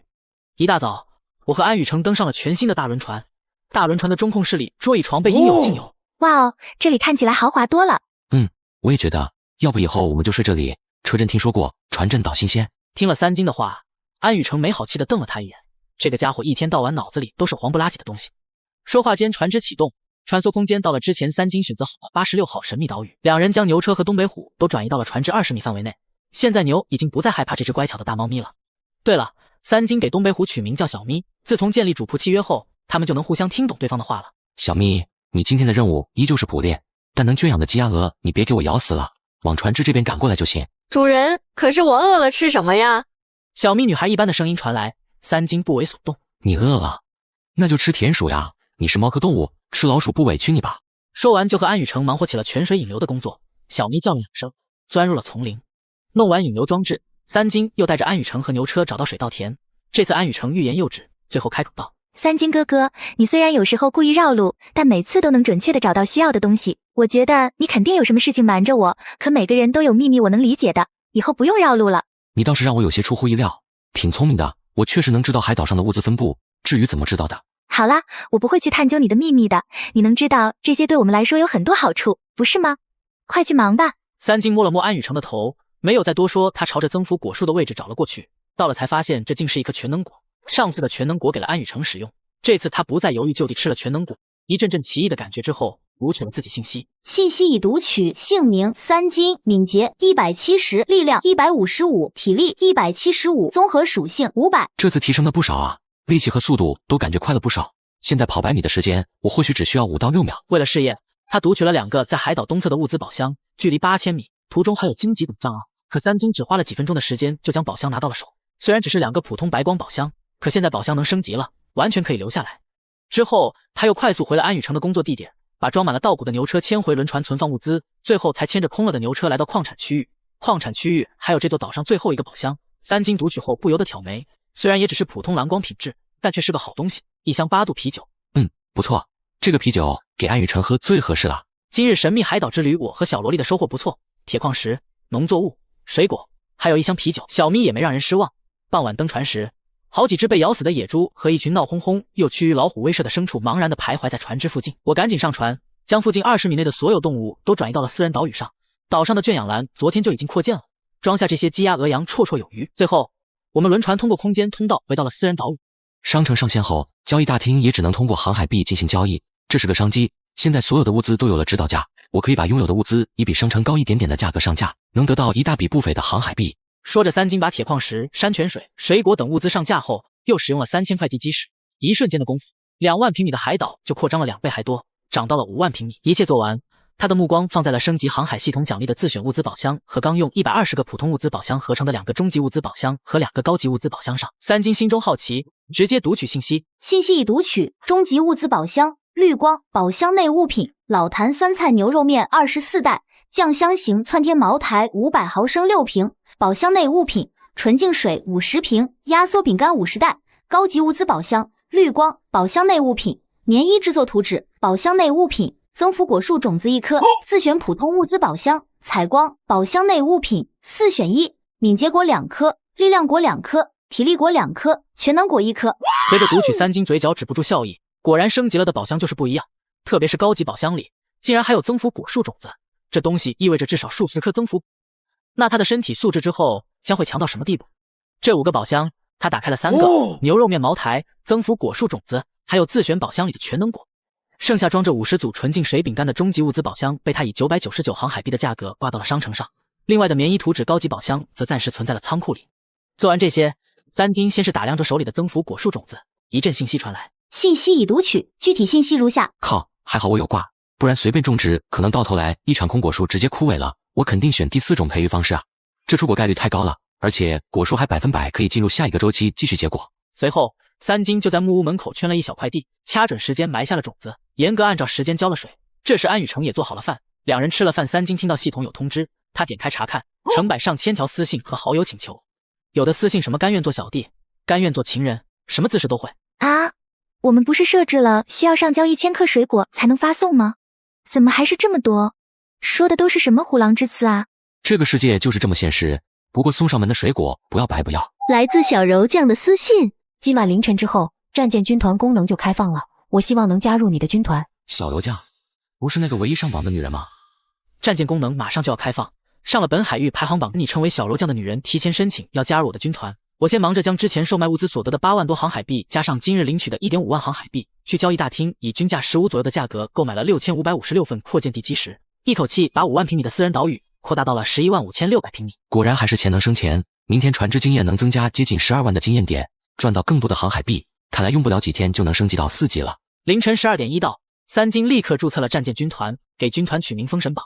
随后他点开了军团的基本信息，军团名称封神榜，军团等级1级，目前经验值10000分之0，军团人数1人，空位499，军团经验获取，招收1位成员，每日可为军团增加1点经验值。三金看着旁边的战舰军团领地，一片蔚蓝的大海里有一座方形的岛屿，目前就像是玩游戏一样虚拟存在的，看起来还没有他的私人岛屿有用。这时小柔酱和好友沙威也到位，两人加入军团后，三金给了小柔酱上了人事管理的权利，让小柔酱慢慢过滤那些申请请求。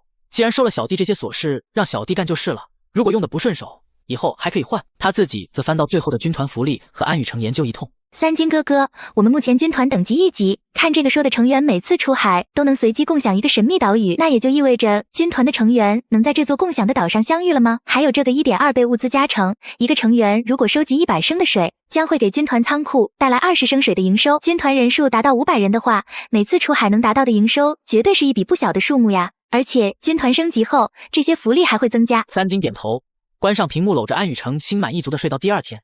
醒来时，安雨成都已经把岛上所有动物和农作物照料了一遍，而小柔酱的私信也发了过来。老大，军团人数我已经招收满员了，基本都是本海域排行前1000的人，但他们的去留还是您说了算，您要不要再考核考核？你做事确实挺高效率的，这样吧，你通知他们明日中午12点准时在共享岛屿的海岛东侧集合，我见一见所有人。安排好后，三金开始操作屏幕，在军团建设里领取了建设任务，一个弹窗出现，建设任务领取成功。三金想到自己的军团已经满员，人数充足下，第一次的建设任务好像挺简单的。他私信小柔，将让他领取了建设任务并安排下去。按照这个情况，每200人完成一个任务，就能建造一栋居民住房。军团领地的建筑物越多，军团等级就提升的越快。按照军团详情介绍里说的，当军团领地达到5级时，就可以实物化了。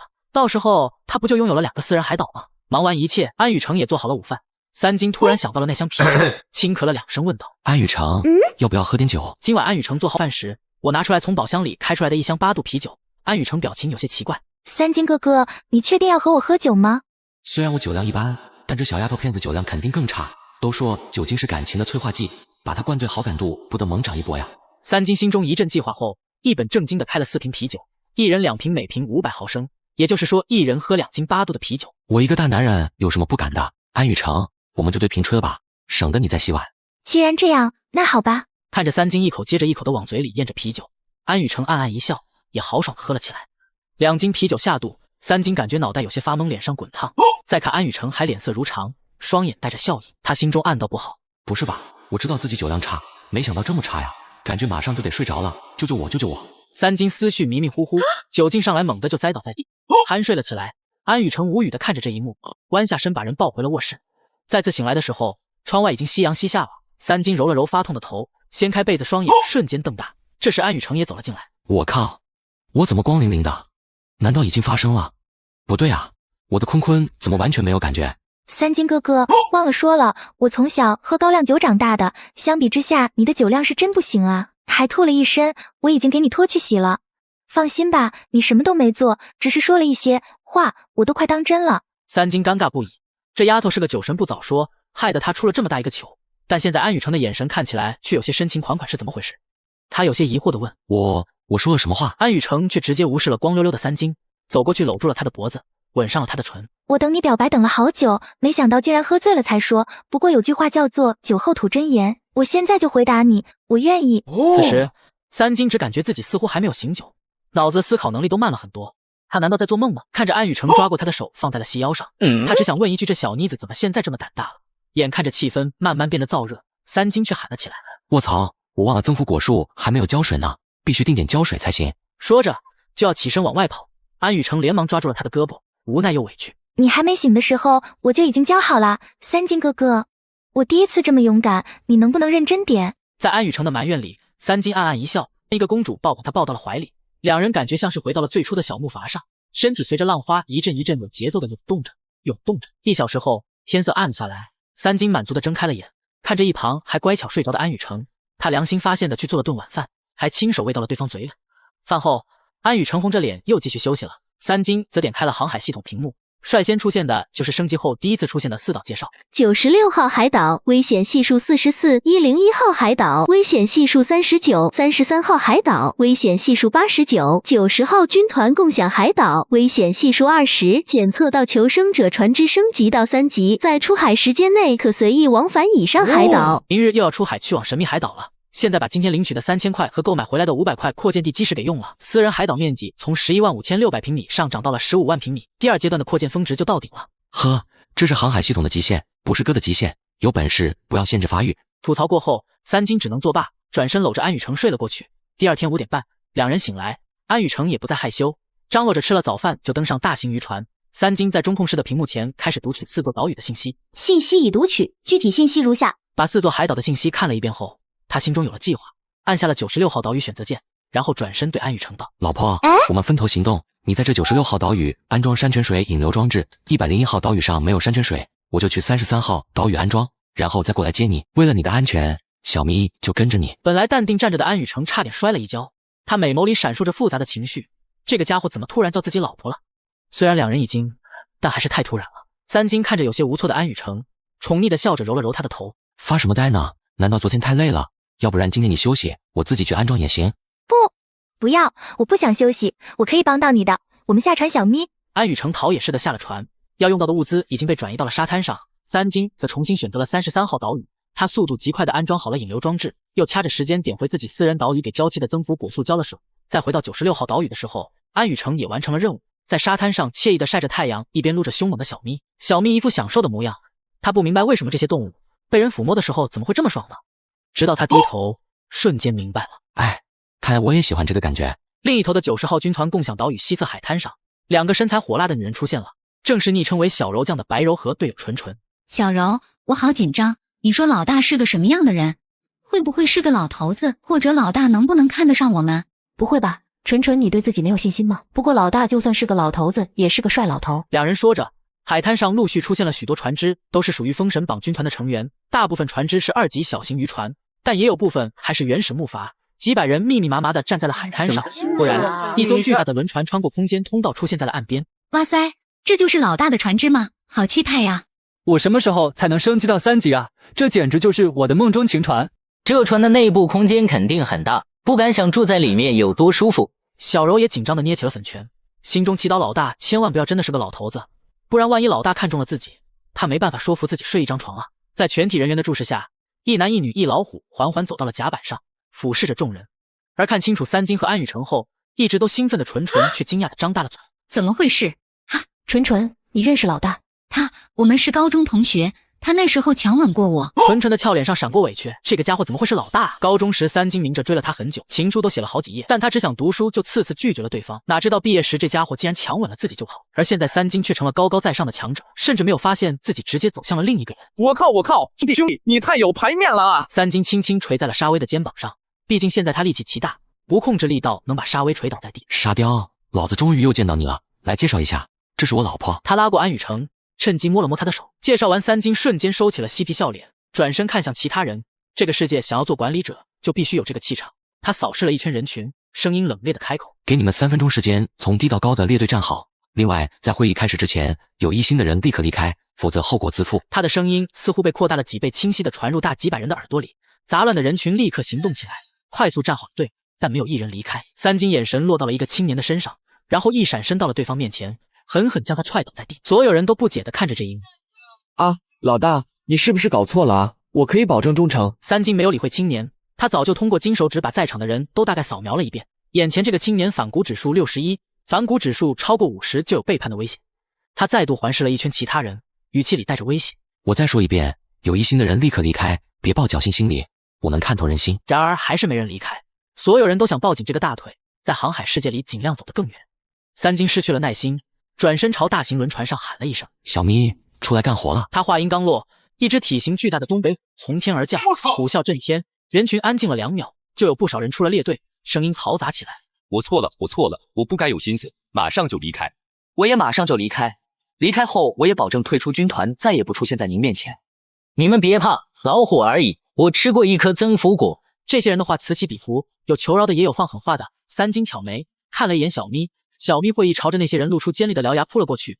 当第一个人的嘴被一口咬断的时候，所有出列的人都慌了，四散逃去。但小咪没有给他们机会。片刻后，那些人嘎得不能再嘎了，剩下的人胆寒无比，连沙威都有些不敢相信三金竟然如此冷血，但他还是选择坚定地站在了自己兄弟身边。大家都这副表情干什么？放心吧，我可不是什么嘎人魔，刚才只不过替大家清理未来的定时炸弹罢了。杀鸡儆猴过后也需要洗脑打鸡血，三金又激昂地灌了剩下的人一大碗鸡汤。所有人眼睛里渐渐对未来生出了憧憬。这时小柔和纯纯站了出来，进行了作为副团长的自我介绍。三金这才注意到，自己任命的副团长船只上的另一个女人，竟然是那个被自己轻哭过的人。但他现在作为老大，需要端起架子，只是淡淡点了点头，便转开了视线，安排起今天开凿水渠的任务。真的不一样了。老婆，你把我昨天添加制作的58个铁皮水箱取出来，交给小柔安排下去。平时我们一天顶多只能收集4箱水，今天却能收集58箱，水的重量达到了1450吨。如果以商城价格为例，全部卖出去可以直接获利725万航海币。水可是生命之源，没有人不需要它。看着三金意气风发的样子，安雨成不由得感觉自己没有跟错人。而三金则自己驾驶船只穿过空间通道来到了96号岛屿。在这座岛屿上，他拾取了一个普通白光物资宝箱和驯服了一头雌性黄牛。他将黄牛转移到了私人岛屿上，和另外2头黄牛作伴后，立即又启程去了33号岛屿。可这座岛屿上的2个普通物资宝箱都只是绿光品质，不知道是不是错觉。三金发现进入第2阶段后，普通的物资宝箱几乎就开不出金光或者彩光的物资了。难道现在开始必须合成中级或者高级物资宝箱才能开出好东西了？希望等会合成之后能出个至臻，让我开开眼吧。做完这些，他回了此次军团共享的90号岛屿。在几百人的努力下，水渠已经完成，像是一条蓝色的长龙爬在海岛上。安雨成美滋滋地看着仓库里的58箱水。三金哥哥，我们这次铁矿石不够了，不然可以得到更多的水的。三金点头，但也知道想要牛干活就需要为他们足够的草料。他转身将刚干完活的所有人集合起来，声音不大不小：“剩余的水你们随便装，以后缺水了也可以找我要。另外，我有个秘密要告诉大家，我养的那头老虎不止通人性，还有特异功能，对海岛上的物资分布了如指掌。接下来，我可以把这座海岛上的危险所在和物资分布都说出来，你们可以根据自己的需求前去收集。当然，得到的东西都会你们自己所有，不必上交。”他话音刚落，人群都倒吸了一口凉气。他们求生了这么久，当然知道每座岛上都存在着危险，甚至有人船只的另一个同伴丧生其中。而且海岛很大，想要准确的找到需要的物资，简直就是痴人说梦。但现在他们又不得不信。而另一边趴着的小咪瞪大了双眼，不可置信地看着自己主人。坏主人，不仅让我堂堂大老虎吃老鼠，还把所有的锅都甩给我，哼哼。三金无视众人和小咪的眼神，在脑海中搜索了所有信息，然后一股脑说了出来。听闻后的成员都感激不已地背上藤矿屁颠颠钻入了丛林。只是他们不知道自己收集的物资都会凭空加成一部分流入了老大的仓库。总之一句话，军团成员收集物资越多，三金则得到的回报越多，简直就是躺赚。但好友沙威却被他叫住：“沙雕，你不用去跟这么多人一起找物资。刚才我的老虎已经知道了你要登陆的1003号岛屿上的危险和物资分布，你可以直接去那座岛屿。”听见他又让自己背锅，小咪无奈的低叫一声，而三金则是带着惊讶。刚才他只是试探性的读取了沙威今日所要登陆的岛屿信息，没想到还真行。这也就意味着以后军团成员的收集效率会变得更高，他自己也会变得越来越富裕。现在开始我就算躺平了，也能通过军团成员获得不菲的物资，但我还是决定自己去捕捉那诱人的家猪。我来到96号岛屿，从仓库里取出一藤筐的水果，在丛林中穿梭了10来分钟，然后轻轻拨开面前的植被，5只粉白的家猪正在泥潭里打着滚。还是小猪佩奇可爱啊，肉质也比野猪好了不知道多少，我的眼泪都要从嘴角流出来了。看着眼神愚蠢清澈的几只猪，三金把藤筐里的西瓜捏碎，扔到了泥潭边上。果然智商堪忧的家猪全被吸引，争先恐后地跑了过去。见计谋得逞，三金不断地抛洒着水果，一路将家猪引诱到了沙滩上，看准时机转移到了私人岛屿。被突然转移的家猪只惊讶了一瞬间，又继续低头找着食物。小咪，这座岛上的其他动物就由你来捕获了，记住，绵羊等家畜尽量不要咬嘎了，把它们驱赶到船只附近就行了。主人，人家不想吃老鼠了，能不能吃点鸡鸭什么的？看着可怜兮兮的老虎，三金终于点头，然后又拉上安雨成，拉着2头牛车去挖更重要的铁矿了。至于其他农作物和水果什么的，军团成员的反力已经完全够了。而上午安装在96号和33号岛屿的山泉引流装置也全部装满。忙完一切，两人回了军团共享岛屿，成员们基本都已经背上了满载的藤矿，看向三金的眼神更崇拜了。相信大家都已经验证了我说的真实性了。接下来我要说些重要的事，我会挑选一些人去建设我的私人海岛，衣食住行都和我一起，不过去不去也全凭你们自愿。另外，你们也都知道我的老虎很神奇，不仅可以知道谁有疑心，而且对所有岛屿的物资分布都了如指掌。只要将出海时所登陆的岛屿编号告诉我，我便可以将物资分布告知你们。当然，中心军团的成员才有这个待遇。三金这番话激起了千层浪，众人惊诧不已。目前最困扰他们的就是每次登陆岛屿寻找物资会耗费太多时间，有时候什么都没找到就必须返航。如果每次都能知道物资分布，那简直就是天大的好事。天啊，这算不算是开挂了？加入封神榜军团，怕是我这辈子除了投胎以外最正确的选择了。老大，我愿意跟你回私人岛屿帮你建设。还有我！军团成员突然争先恐后的喊了起来。团长的能力这么强，他们就算是跟着他打杂，也比一个人艰苦求生好太多。没料到有这么多人主动请缨，三金考虑了一番，用金手指查探后，选了22个反骨指数低颜值高的成员，18个男人，4个女人，但小柔和纯纯并不在其中。小柔，你们2个是小柔将号的掌控者，也就是我军团的管理层，就在船上更方便管理。今天被小咪咬嘎了的人留下的几十艘船只，你安排人去接手了，不能浪费。另外，为了节省我的时间，其他人就几十人一组，结伴前往物资更多的岛屿收集，物资少的岛屿可以直接放弃。安排好一切，三金没有多留，带上安雨成和挑选出来的18男4女登上轮船，往私人岛屿出发。站在沙滩上的纯纯眼里似乎有些失落。今天带着部分军团成员前往我的私人岛屿帮我建设家园，众人现在甲板上惊讶声不断。差距这么大的吗？我还在木筏上露天睡觉，老大就有这么大个岛屿，还住进了楼房。这都不重要，你们看那些圈养的牲畜和一块块农作物田地，这哪里是求生啊，这就是养老。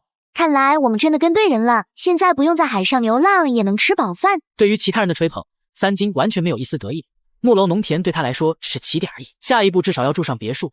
所有人有序地下了船，三金指着木楼，以后你们就住这木楼里，女性住1楼，男性去2、3、4楼自己选择房间。或许你们中间有人船只升级到了2级，拥有自己的私人岛屿，但目前海岛上光秃秃的，肯定没有遮风挡雨的屋子。在我这里，这就是你们能获得的好处之一。只要在我的岛上，你们的衣食住行我都会包了。相对的，你们也需要用劳动力来交换，很公平。虽然他说的很直白，但却是事实。所有人都知道，哪怕帮三金打工，也会过得比之前好太多了。选定房间后，4个女孩子自觉地帮着安雨成做饭，三金则回了1楼主卧，打开航海屏幕。他接收了4021个航海币和581颗扩建部基石，这是小柔和纯纯从被咬嘎的人船上转移出来的。这2个女人还算有眼力见，办事情仔细又考虑周到，看来我没有选错人。不过现在得先把山泉水上架才行。他以600毫升水交换3航海币的价格上架了1000吨山泉水，接着又上架了收购普通物资宝箱的交易项目。三金哥哥，吃饭喽！看了看门口的安雨成，三金熄灭了航海屏幕，来到客厅时发现偌大客厅多了2张桌子，一共3张桌子刚好坐下全部人员。知道他落座，其他人才迫不及待地动起了筷子。我已经忘了自己多久没有吃到有盐有味的饭菜了。别说有盐有味，我到现在终于吃到煮熟的食物了，哪怕没有味道也美味至极，想哭。真的，老大你就是我的再生父母。众人你一言我一语，语气中尽显激动，似乎桌子上摆着的是什么少见的珍馐佳肴。三金看着这一幕，竟有种自己是土财主的感觉。吃完饭，三金回到屏幕前，人口基数大的作用下，他挂上去的山泉水售出了632个，获得了316万航海币。第一次见到这么多航海币的三金愣了一愣。人多力量大这句话不是白说的呀，挣钱竟然这么简单，这就是资本家的快乐。获得了航海币后，他毫不犹豫地把想买的东西全部加入了购物车，什么别墅建造图纸、太阳能发电装置、家用供电系统、华丽手机、华丽15寸平板以及10个小娇妻，所有商品加起来共125万航海币。对于起来人来说，或许是遥不可及的天价，但对三金来说花起来不用犹豫，直接点击付款。这时却弹出了一个弹窗，请为您购买的小娇妻定制专属外观，可根据岛国老师一键生成，例如名不及泽、小亚三上、杰伊波多野、杏梨冲田等。三金双眼一亮，点击自动生成，所有购买的物品都存入了仓库。他迫不及待地取出小娇妻观摩了起来。好家伙，这完全就是1比1还原的呀！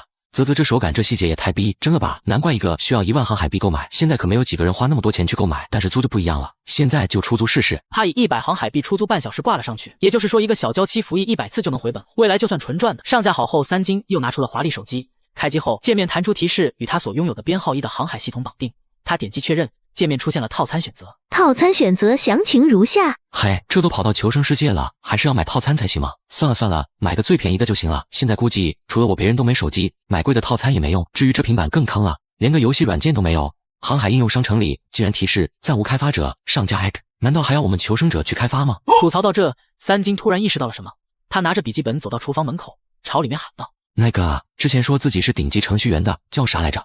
对了，夏木你出来一下。买了个华丽平板，却发现无尽航海世界没有可用的 APP， 于是准备让手下精通 AT 的小弟帮我开发软件来进行盈利。经过商议后，选定了先从阅读 APP 入手，为我成为航海世界第一资本家打开了第一条通道。夏木啊，好好干，我交给你的事很重要，你做好了那就是元老。一阵敲打后，三金转身联系小柔和纯纯，让他们把军团里会程序开发和写网络小说的求生者名单交一份上来。随后看了看这2天渔船自动捕捞的成果，这一看倒让他有些吃惊。海鱼、龙虾、帝王蟹、青蟹、鲍鱼，这么多种类，加起来快2万公斤了。虽然单价不算太贵，但数量多也是一笔非常可观的收入啊。三金按照市场价上架了19000公斤的海产品，之后终于有空拿出几天前自选物资宝箱里开的那颗全能果吃了下去。熟悉的热流过后，他睁开眼读取了自己的信息：敏捷200，力量180，体力195。以上单项属性人类极限为100，综合属性575。我到现在吃了5颗增幅果，再过几天那棵增幅树也该结果了，以后人体属性应该没有人能超过我了。哪怕遇到真正的敌人，我也有很大的胜算。吃过晚饭，大部分人都回木楼休息了。房间里，安雨成正在查看军团信息。三金哥哥，在外的成员们基本已经把军团建设任务完成了，军团领地里已经有了3栋居民住房，经验现在刚好涨到1000，军团成员的数量上限变成了600。我马上通知小柔叫号一声，让他们赶在凌晨之前再招收100人，这样明天军团能多获得100经验。宝贝，你现在越来越能干了，这些事都不用让我操心了。安雨成一边操作一边红着脸，他不让这个家伙叫自己老婆，结果现在叫宝贝了。算了，拿他没办法。三金则在一旁打开了手机，现在手机上链接了航海屏幕，除了转移物品外，其他的功能都有。他查看了自己交换和拾取的普通物资宝箱，一共136个，一通读取后，把品质不错的拿了出来，剩下117个后点击合成，2个高级物资宝箱隔一个中级物资宝箱就出现在了面前。信息已读取。这次的宝箱出货率太不错了，尤其是这个制药配方。如今天气和季节开始轮换，生病的人也会增多，到时候药物需求变大，我又能赚一大笔。另外的布艺制作全书也能让我在寒冷的天气里有保暖的手段，而这袋魔法肥料更是来得及时，用魔法肥料施肥一次，娇贵增幅果树就再也不用掐着时间点浇水了，安心的等着7天周期一到摘果时就行，至少70天内我都不用担心增幅果树枯萎。看到收获颇丰，三金心情大好，他抬手就在仓库里拿出5个超薄度丝蕾，然后关了屏幕就朝床上扑了过去。安雨成捂着心口一言难尽的表情。不是吧，你一次要带5个吗？会不会太厚了？你这笨蛋，就不能是5次吗？别浪费时间了，宝贝，我来了。看着他猴急的样子，安雨成只能妥协，这一晚实在是太累了，以至于2人都睡到了日上3竿才起床。这时其他人已经自主的在岛上开始开垦农田和做饭了。安雨成无语的捶了捶三金的肩膀，以后你悠着点，能不能不要这么明显？我怎么好意思出去？我感觉还能再来，要不……安雨成叹了口气，赶忙逃出了房间，去安排人开垦棉花田了。马上冬季就要到来，这种御寒的物资必不可少。三金也开始安装太阳能发电装置，趁这几天多收集一些电力。正在指挥安装的三金被一个女成员喊住了。老大，我们的楼里养了猫吗？昨天半夜我听见了断断续续的猫叫声，怪可怕的。三金不由疑惑，他很确定自己没有捕捉猫，难道岛上开始进化出生物了吗？这时手指却刺痛，是安雨成脸红的像要滴血。三金恍然大悟，哪是猫叫，原来是人叫。原本想笑的他为了安雨成的面子，板起脸对女成员道：没有猫，你听错了，赶紧去把棉花地给种满，不然就饿肚子。因为我太过不知节制，安雨成现在羞得不敢出门。好啦，宝贝，我以后收敛点。快来看，我们的海产品都卖出去了，买了这么多东西后，手里都还有430万航海币。你现在是个大大的富婆了，开不开心啊？哼，你这张嘴只会油嘴滑舌，天都要黑了。先看看明日可登陆的海岛吧。做功课。眼看着安雨成嘟嘴可爱的模样，三金忍不住上手捏了捏他的脸，然后才点开了提示页面。明日可登录岛屿如下所示。看完航海系统给出4个岛屿的基本信息，三金还没有读取具体信息，金手指的提示响起，检测到明日将是雨天，请宿主注意防护。该来的天气变化还是来了，我真的不喜欢雨天啊！冒雨收集物资这种事太亏了，还是先安排军团的工作吧。明天6点，所有人在新的共享海岛集合。另外，你把明日成员所要登录的岛屿编号统计一下发给我，然后通知下去，找我获取海岛危险和物资分布情况。每次收集完的物资上交20%。发完消息，三金思索起来，他并不缺物资，之所以需要成员上交20%的物资，只是提个醒，以免其他人别习惯了索取，忘了他是军团老大。收到消息的小柔和纯纯没有任何疑惑。他们作为管理层明白这是必然的。不久后，小柔降号就回了消息。好的，老大，你给出的消息对所有人来说都是天大的好处。相比起来，上交的这20%的物资都算少了。他们非常愿意。这是所有海岛编号名单，您看看。整整1页的海岛编号，三金花了快2个小时才全部整理好，发给了小柔降号。成员们收集的物资越丰富，他收获的军团返利就越丰富。加上每个成员上交的物资，他仓库里的物资会10倍100倍的增长。以后除了特殊情况下，甚至都可以不用亲自收集了。第2日一早，众人在大厅里集合时，天空下起淅淅沥沥。哎呀，居然开始下雨了，这会让收集物资的速度大打折扣的。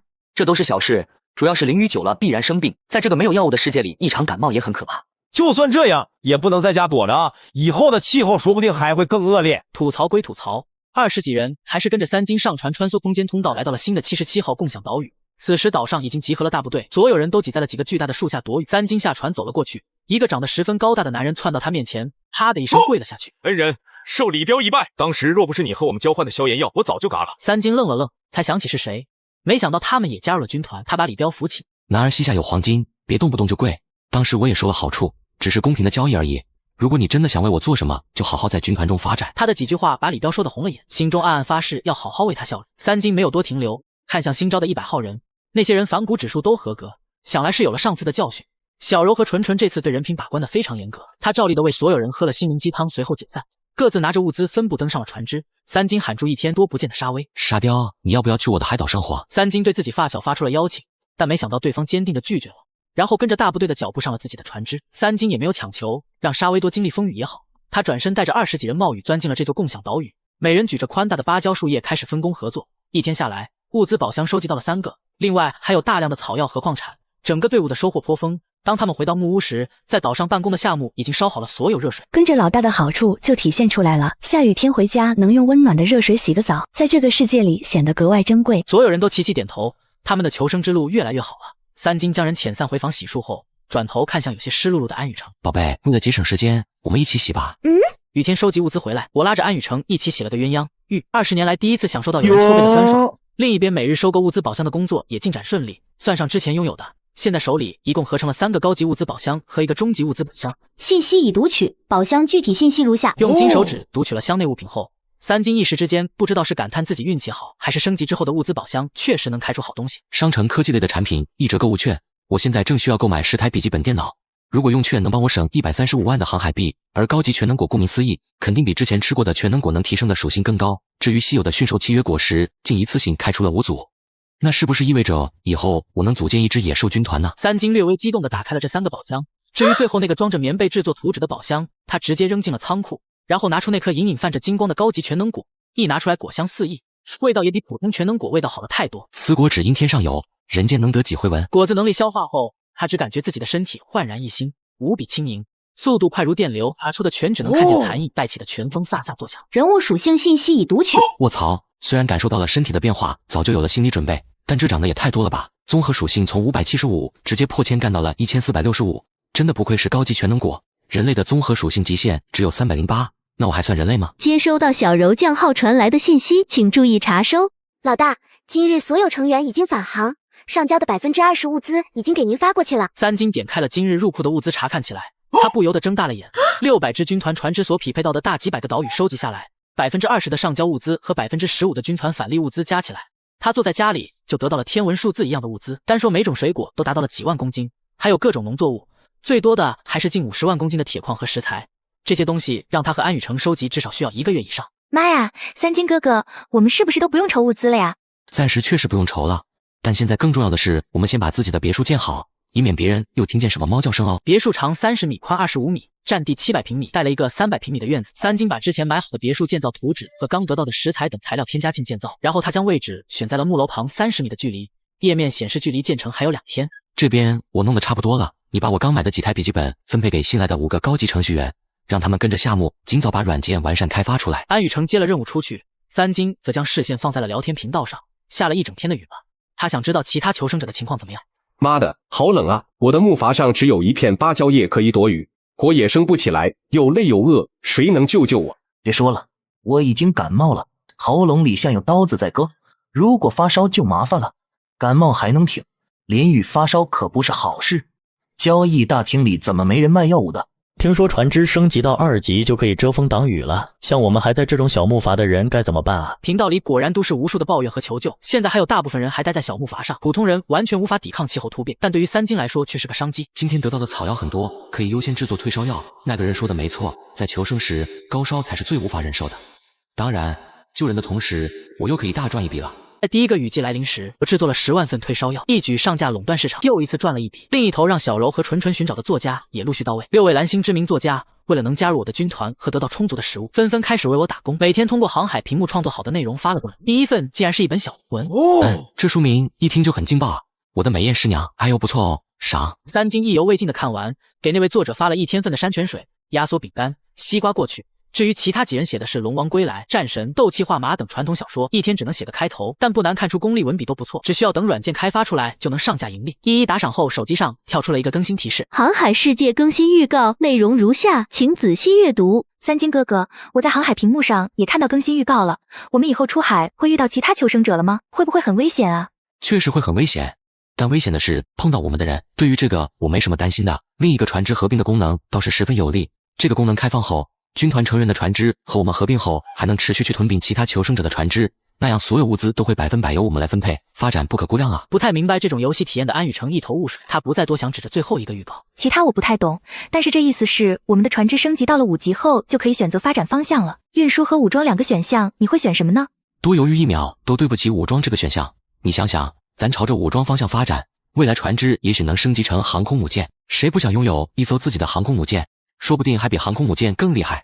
到时候我们还怕谁？安宇成点头，他一向都听三金的话，无论对方选什么，他都会支持。这时天色暗了下来，明日登陆岛屿信息出来了。明日可登陆海岛如下所示。三金现在手里有5组驯兽契约果实，他希望岛上能刷新出猛兽来，可一一读取后并没有发现猛兽的身影。好在4座海岛刚刷出了8个普通物资宝箱，其中1座还刷新出了金矿。不管金矿能在求生世界起到作用，都要收集了再说。信息响起，是小柔将号发过来的军团成员的海岛编号。老大，又要辛苦您把海岛信息整理一下了。屏幕前的三金歪嘴一笑，辛苦什么？花几个小时整理些信息，一天能得到的回报就不计其数，大赚特赚。将这些海岛编号读取后，他有了意外收获。699座海岛中有几座刷新出了老虎、棕熊和鳄鱼等攻击性极强的野兽。看来我手里的驯兽契约果实能派上用场了。出海的清晨，雨已经连续下了几天了，好在这2天大家都用植被做了简易的雨衣，至少能稍微遮遮雨了。三金的私人岛屿上只留下了几名程序员，其他人都跟着他上船去了军团共享岛屿。出海第一站选在共享岛屿，是为了方便他查看所有成员的忠心程度。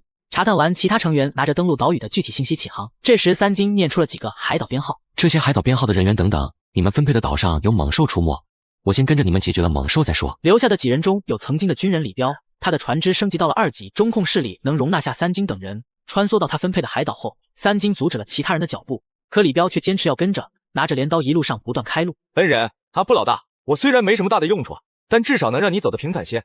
再说这岛上有棕熊，怎么能让你一个人来？三金笑着摇了摇头，他手里有驯兽果实，怎么会不安全？但李彪没有见过驯兽果实，他也不打算过多的解释。直到2人进了树林，一头近2人高的熊正在一棵树干上蹭痒，这把李彪吓了一跳。此时三金却缓缓吃下一颗果子后，又扔了一颗果实砸到了棕熊的背上。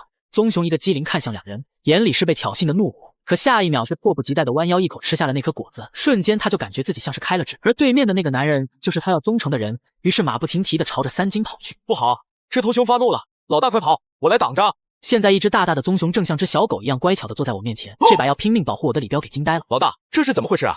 我都想好了以命换命了，让你离开了，没想到这只熊竟然是只舔狗。听到这话，原本乖顺的棕熊眼神不善地朝李彪龇牙咧嘴。吃了驯兽果实主果的三金当然听得懂他的意思。这家伙竟然敢说我是舔狗，要不是看在主人的份上，早就一口咬嘎他了，哼哼。三金很满意在危险时刻李彪舍身救他的行为，但也没有多说，拍了拍他的肩膀准备返程。脑子简单的李彪没想到收服一只猛兽会这么轻松，一头雾水的跟在三金身后回了渔船。接下来收服其他几位成员岛上的猛兽时，他没有再让人跟着，1个小时出头，手里的5组驯兽果实全都用光。等在共享岛屿上的安雨城看着他2头棕熊、2只鳄鱼和1头老虎，往后退了几步。三金哥哥，你先把他们转移到海岛上吧，我们还要去今天分配的岛屿呢。三金点头答应了，因为吃了果实的原因，他和这些猛兽是能无障碍交流的，于是转身安排。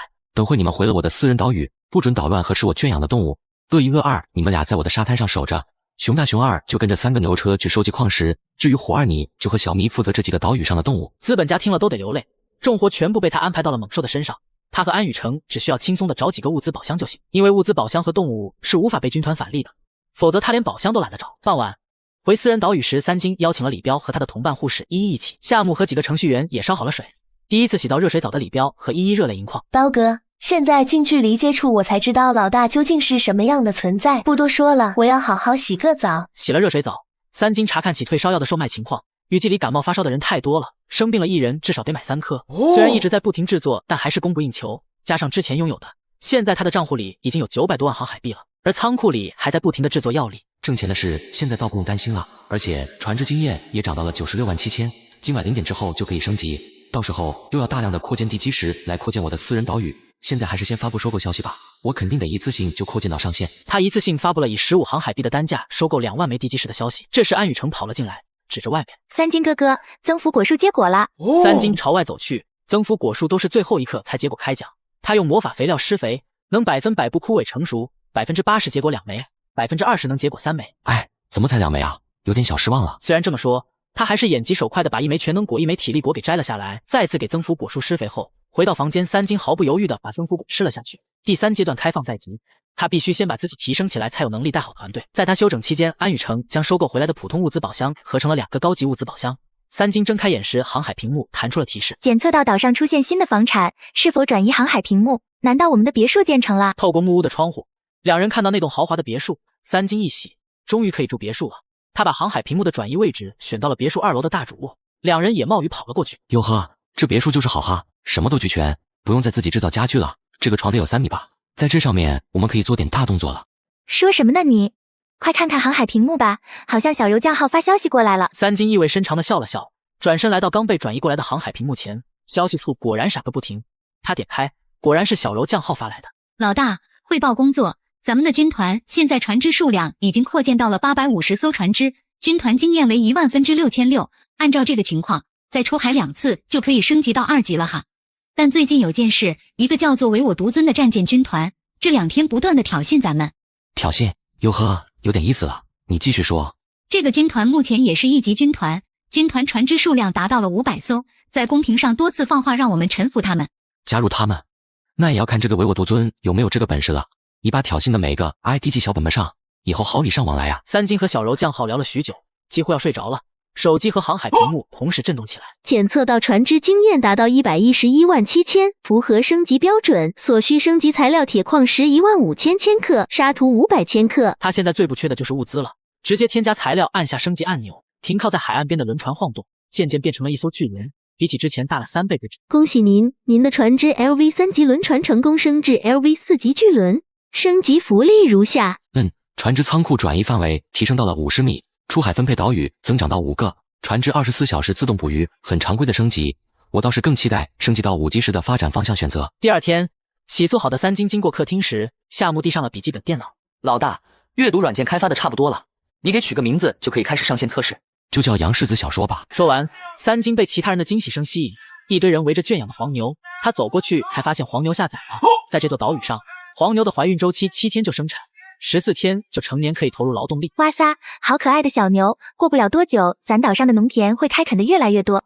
你看人家动物怀孕几天就生了，我现在很好奇人怀孕多久能生？宝贝，我们要不要试试？安雨城无语的翻白眼，三金则溜回别墅，点开屏幕，退烧药全部售卖完毕，又入账500万航海币。他一边购买扩建地基石，一边不停地扩建私人海岛，从30万平米到45万平米，再到63万平米，最后扩建到了100万平米，终于到达了本次升级的上限。接着又凭借之前学习过木屋建造图纸，一口气制作了10栋木屋，4天后完工。忙完他想了想，联系上小柔将号，通知下去，明天开始大家所刷新出的神秘海岛都有可能会遇到其他求生者了。为了各位的安全着想，明早所有成员务必第一时间前往共享海岛。明日物资评分最高的22号海岛物资评分1200，这让安雨成高兴不已。你是说这座神秘海岛上同时刷新了物资宝箱、增幅果和史诗级的经验宝箱吗？我们之前得到的精良级经验宝箱就让船只一下加了 1.5 万的经验，那这个史诗级能加多少？现在还不知道，毕竟我们现在升级需要的经验和之前根本不是一个等级的，经验需要涨到1000万才能升到5级。好在现在每天我们的私人岛屿能为船只提供100万经验。话虽这么说，但三金对那个经验宝箱也是势在必得的。只是需要注意的是，明天22号神秘海岛上也许会出现其他求生者，他要赶在其他人之前找到宝箱才行。那我们早些睡养足精神。对了，那2个高级物资宝箱你还没开呢。经安雨成一提醒，他这才取出宝箱读取信息。目标信息已读取，高级物资宝箱，宝箱品质史诗紫光，宝箱内物品家用型太阳能发电装置。高级物资宝箱，宝箱品质传说金光，宝箱内物品魔法朝日葵种子。既然都出货了，而且还有一个金光物资，还是十分稀有的魔法植物，似乎比增幅果树还要珍贵。再读取看看。目标已读取，具体信息如下。认真看了朝日葵的信息介绍后，三金对这个魔幻的世界又有了进一步的认识。竟然一个小小的向日葵，竟然能把无论多恶劣的天气强制变成最适宜人生存的温度，未来说不定能派上大用场。第二天一早，他在别墅的院子里种下了朝日葵的种子。而朝日葵只需要简单的浇水就能活。忙完一行20几人吃了早饭，快速登上巨轮前往共享海底。看着又大了一圈的巨轮，成员们不禁咂舌。我弟乖乖，咱一晚上不见，老大的船又大了，这简直成了庞然大物了。今天开始，船只就能进行合并了。我的小破船能不能申请啊？这样我就可以去老大的海岛生活了，从此就跟在老大身边抱紧大腿，太妙了。不好意思，我一定会比你们先申请。我已经受够了海上流浪的生活了，哪怕去帮老大看大门，我也愿意。众人议论纷纷的声音此起彼伏。三金现在巨轮的甲板上指挥着人放下阶梯，让所有人陆续上船。近千人听从安排的上了巨轮。昨日小柔和纯纯就挨个通知了，今天开始已经能在海岛上遇见其他求生者，所以这一次整个军团一起做任务，确保安全。另一边22号神秘海岛的东南西北侧都先后出现了不少船只靠岸。东侧的海岸边，一艘2级的船只上走下来2个拿着镐子的青年男子，其中一个一脸不屑地打量着远处的海岸线。兵哥，这都是一些1、2级的船只，估计没有什么威胁，我们都忍了1、2个月了，一会儿先找个女人。刘斌听了露出一抹劣笑，他也是这么想的。就在这时，身后有船靠岸，2人看去竟然是一艘最普通的小木筏，最主要的是小木筏上面站着2个20出头的少女，而且非常漂亮。对于王虎和刘斌2人来说，像是从画中走出来的仙女一样，顿时把2人都看呆了。哟呵，运气太好了，这么极品的女人，现在不动手都对不起自己了。上木筏上的2个女人也很猛，没想到刚靠岸就遇到人了，还是2个不怀好意的人，满嘴的污言秽语。个子高一些的楚楚捏着木棍，把罗青护在身后。你们别过来，我们井水不犯河水。妹子，你在说梦话吗？这是个强者为孙的世界，我放过你们，其他人也不会放过你们的，不如趁早跟了我哥俩。楚楚脸色一白。他知道他说的有道理，但是他们不想束手就擒。这时原本吓得发抖的罗青声音传出来：我们是封神榜的成员，禽兽老大罩着的，如果你们敢乱来，被他知道后你们就完了。听到这句话，王虎停下了脚步，有些犹豫的转头对刘斌请示：封神榜的团长禽兽就是那个排行第1的人，兵哥，他可不好惹啊，罢了全榜。嘿，都到这一步了，我管他是谁，玩完了直接把这俩婆娘抓走，谁知道是我们干的。可是封神榜现在已经有850艘船只了，人数至少上千，一人一口唾沫都能淹死我们了，不怕1万就怕万一啊，要不我们还是放弃吧，以后再找机会。刘斌恨铁不成钢的一巴掌拍到了王虎的头上，咬牙切齿：你这个没用的东西，怕什么怕？老子现在的身手能一拳把那个禽兽打得分不清东南西北，你信不信？王虎的最后一丝惧意也没了，2人扑了上去，将2女直接压倒在了沙滩上，而一艘巨轮悄然出现在了他们身后。船头的三金和安雨成几人到22号岛屿时，就听到了女人尖利的叫声。看清楚后，安雨成眉头皱起，欲言又止。三金哥哥，我们救救这2个女孩子吧。宝贝，你要知道，从能遇见其他求生者开始，如果不够强大，这个世界会时刻发生这样的事，我们就不过来的。只要没惹到我的头上，我就不会管。三金罕见的拒绝了安雨成的请求，可2个女人尖利的叫声越来越大。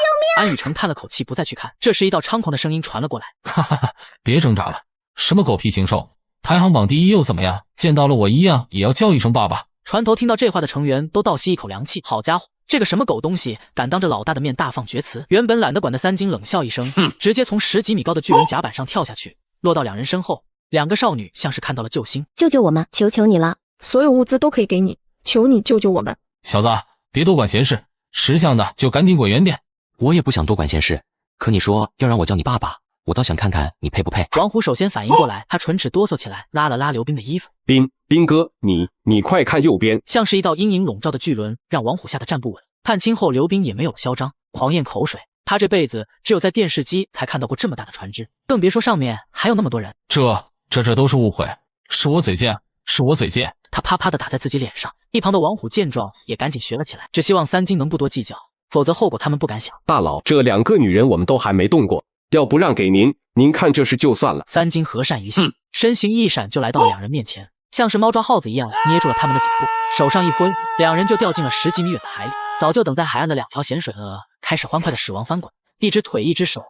直到这一刻，刘冰才意识到了自己和三金的差距有多大。可惜的是，惨叫都来不及发出，就再也没了声息。这时早就见识过他这一面的其他成员陆续下了船，都自动拿着镐子准备开挖水渠，似乎眼前什么也没有发生。惊魂未定的2女喊住了正要离开的三金。大佬，我们无以为报，只能把所有的物资都给您，希望您不要嫌弃。只是能不能请求加入您的军团，我们一定不会给您拖后腿，我保证。他没有回答。身后的安雨城会议，一人分了一把锄头，招呼着惊喜不已的2人加入大部队。而三金把熊大、熊二和鳄一、鳄二留在了安雨城身边，自己则带着小咪和虎二钻入丛林里。他还有很多事要做，没有时间去浪费。跟着金手指的指示，我用上了最快的速度找到增幅果树，那是一棵成熟了的全能果。摘下果实后，又马不停蹄地朝着史诗级的经验宝箱位置赶去。可到了地方，却发现宝箱已经被一个小太妹模样的女人拿到了手里。对方把宝箱抱在胸前，满脸警惕。你是谁？这东西是我先拿到的。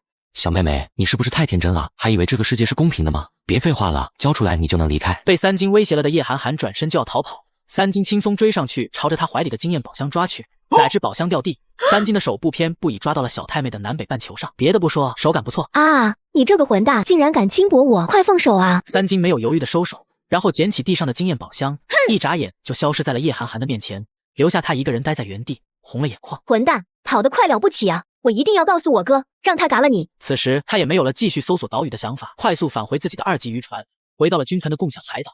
船只刚出现，沙滩上站满了大汉，为首的一个精壮的寸头男子面露不悦地走上去。你真是一点话不听，下次再乱跑我就把你绑起来。可下船的叶寒寒却哇的一声哭了出来。呜，有人轻薄我了，你快帮我报仇。叶寒寒把事情和盘托出，可精壮男子听完却思索起来。那个男人一眨眼就消失，看来身体素质很强啊。你哥我也吃了几个增幅果，但还远远达不到那样的水平。看来你能回来，那个男人也是手下留情了的。我觉得我们不仅不要和他作对，还要利用好这次机会，让他对你负责。这样和对方达成同盟后，我们的势力会更壮大。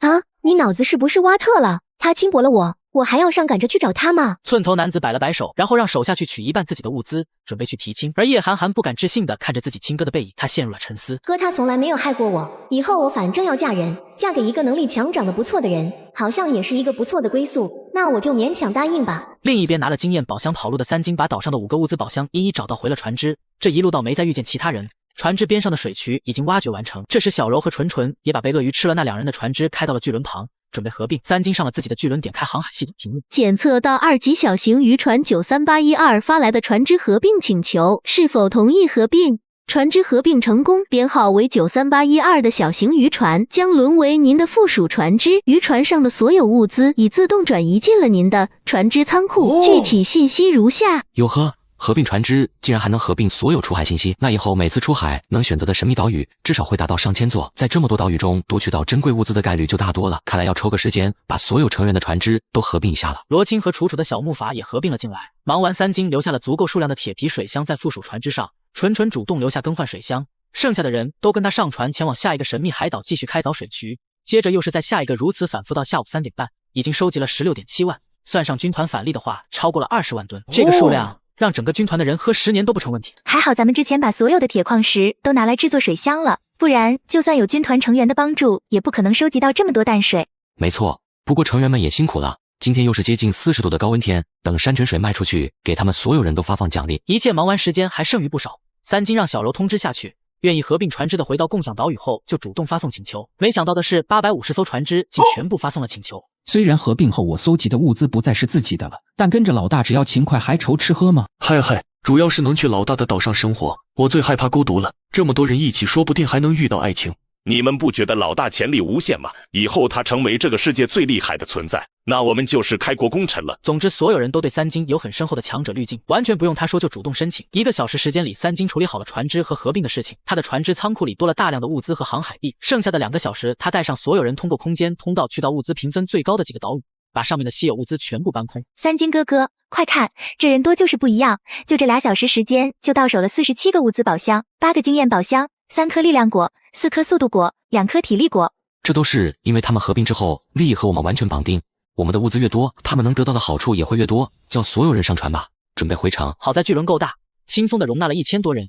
巨轮停靠在3金的海岛海岸上，第一次来这里的人表情十分丰富，最后只能说句卧槽。走出中控室准备下船的3金也说了句卧槽，只因为他的私人岛屿空地上密密麻麻的插满了航海系统屏幕。也许是我们的船只成为了老大的附属船只，所以航海屏幕也跟了过来。我们赶紧去看看有没有什么变化。成员们各自找到了自己的航海屏幕，可奇怪的是，平时不能移动分毫的屏幕直接变成了平板电脑，被他们轻易的拿在了手上。虽然弄不清楚什么情况，但现在来说更方便了。只是很快他们就发现了自己的航海系统目前只能用于聊天，其他操作全部显示没有权限。3金拿出手机上面弹出了授权操作。小柔纯纯，我给你们的航海系统授权了，你再试试。这一次他们果然进入了自己的私人仓库，也就是说这些成员想要拥有自己的私人仓库必须经过3金的授权。岛上一下有了这么多人，为了方便管理，他集合了众人开会。我在这里欢迎大家来我的海岛，在我这里你们的生活物资不用发愁，我只有一个条件，那就是服从安排。接下来我会把军团进行集团化管理，暂定划分出后勤部、市场部、保卫部、运营部这几个部门。后勤部主要负责海岛上的日常饮食、成员的管理和招聘等，由小柔和纯纯同时担任部长。市场部主要工作以赚取航海币为主，负责海岛的所有盈利情况，由沙威担任部长。武装部的主要工作是维护海岛成员的安全，部长由李彪担任。至于运营部门的部长，则由安宇成担任，一切工作都需通过运营部传达到我这里。你们根据自己的能力去选择合适的部门，直接找部长报名就行。听清楚了吗？收到，老大。我补充一下，我们的木楼暂时还没有完成建造，这2天你们可以回船上休息。安排好一切，3金回到别墅，打开了今天得到的9个经验宝箱，成功使用经验宝箱 LV4级巨轮经验目前为3317000，距离升级还差6683000经验值，还不错，涨了100多万的经验，又可以提前1天升级了。而且战舰军团已经完成了3栋居民住宅的建设，目前经验已经来到了19800%。军团可容纳船只数量也上涨到了1000只，明天就能达到2级军团了。军团的福利可比船只福利好太多了。此时夕阳下的海岛上，2道亮丽的身影正缓缓而行。纯纯没想到安宇成会约他散步，面对3金现在的女朋友，纯纯有种很奇怪的感觉，明明在地球时3金喜欢的人是自己。纯纯，我想问问，你现在是不是也喜欢3金？安部长，你怎么突然问这个？虽然纯纯没有明说，但安宇成已经从纯纯的表情里得到了答案，像是下定了决心。他拉过了他的手。纯纯，你算是3金哥哥的白月光，如果你现在也喜欢他，我希望你可以大胆的去告诉他，我不希望他因为顾及我的感受有什么遗憾。说完这话，安宇成就跑开了，纯纯则待在了原地。安宇成是真的很爱3金才会说出这种话吧，让自己去追她男朋友，虽然很不可思议，但纯纯破天荒的想去勇敢一次。另一边找夏木了解小说软件上架情况的3金还不知道自己的女朋友干了什么。夏木，你是说我们的小说软件目前已经有了39个下载量，一部手机可要10万航海币，我们所在的海域排行榜上没有几人能买得起吧？老大，确实是真的。我现在怀疑航海应用商城是面向整个航海世界的，这样一来，消费群体的人数不可估量，或许比地球上的人数还多。我们接下来游戏市场也要抓紧。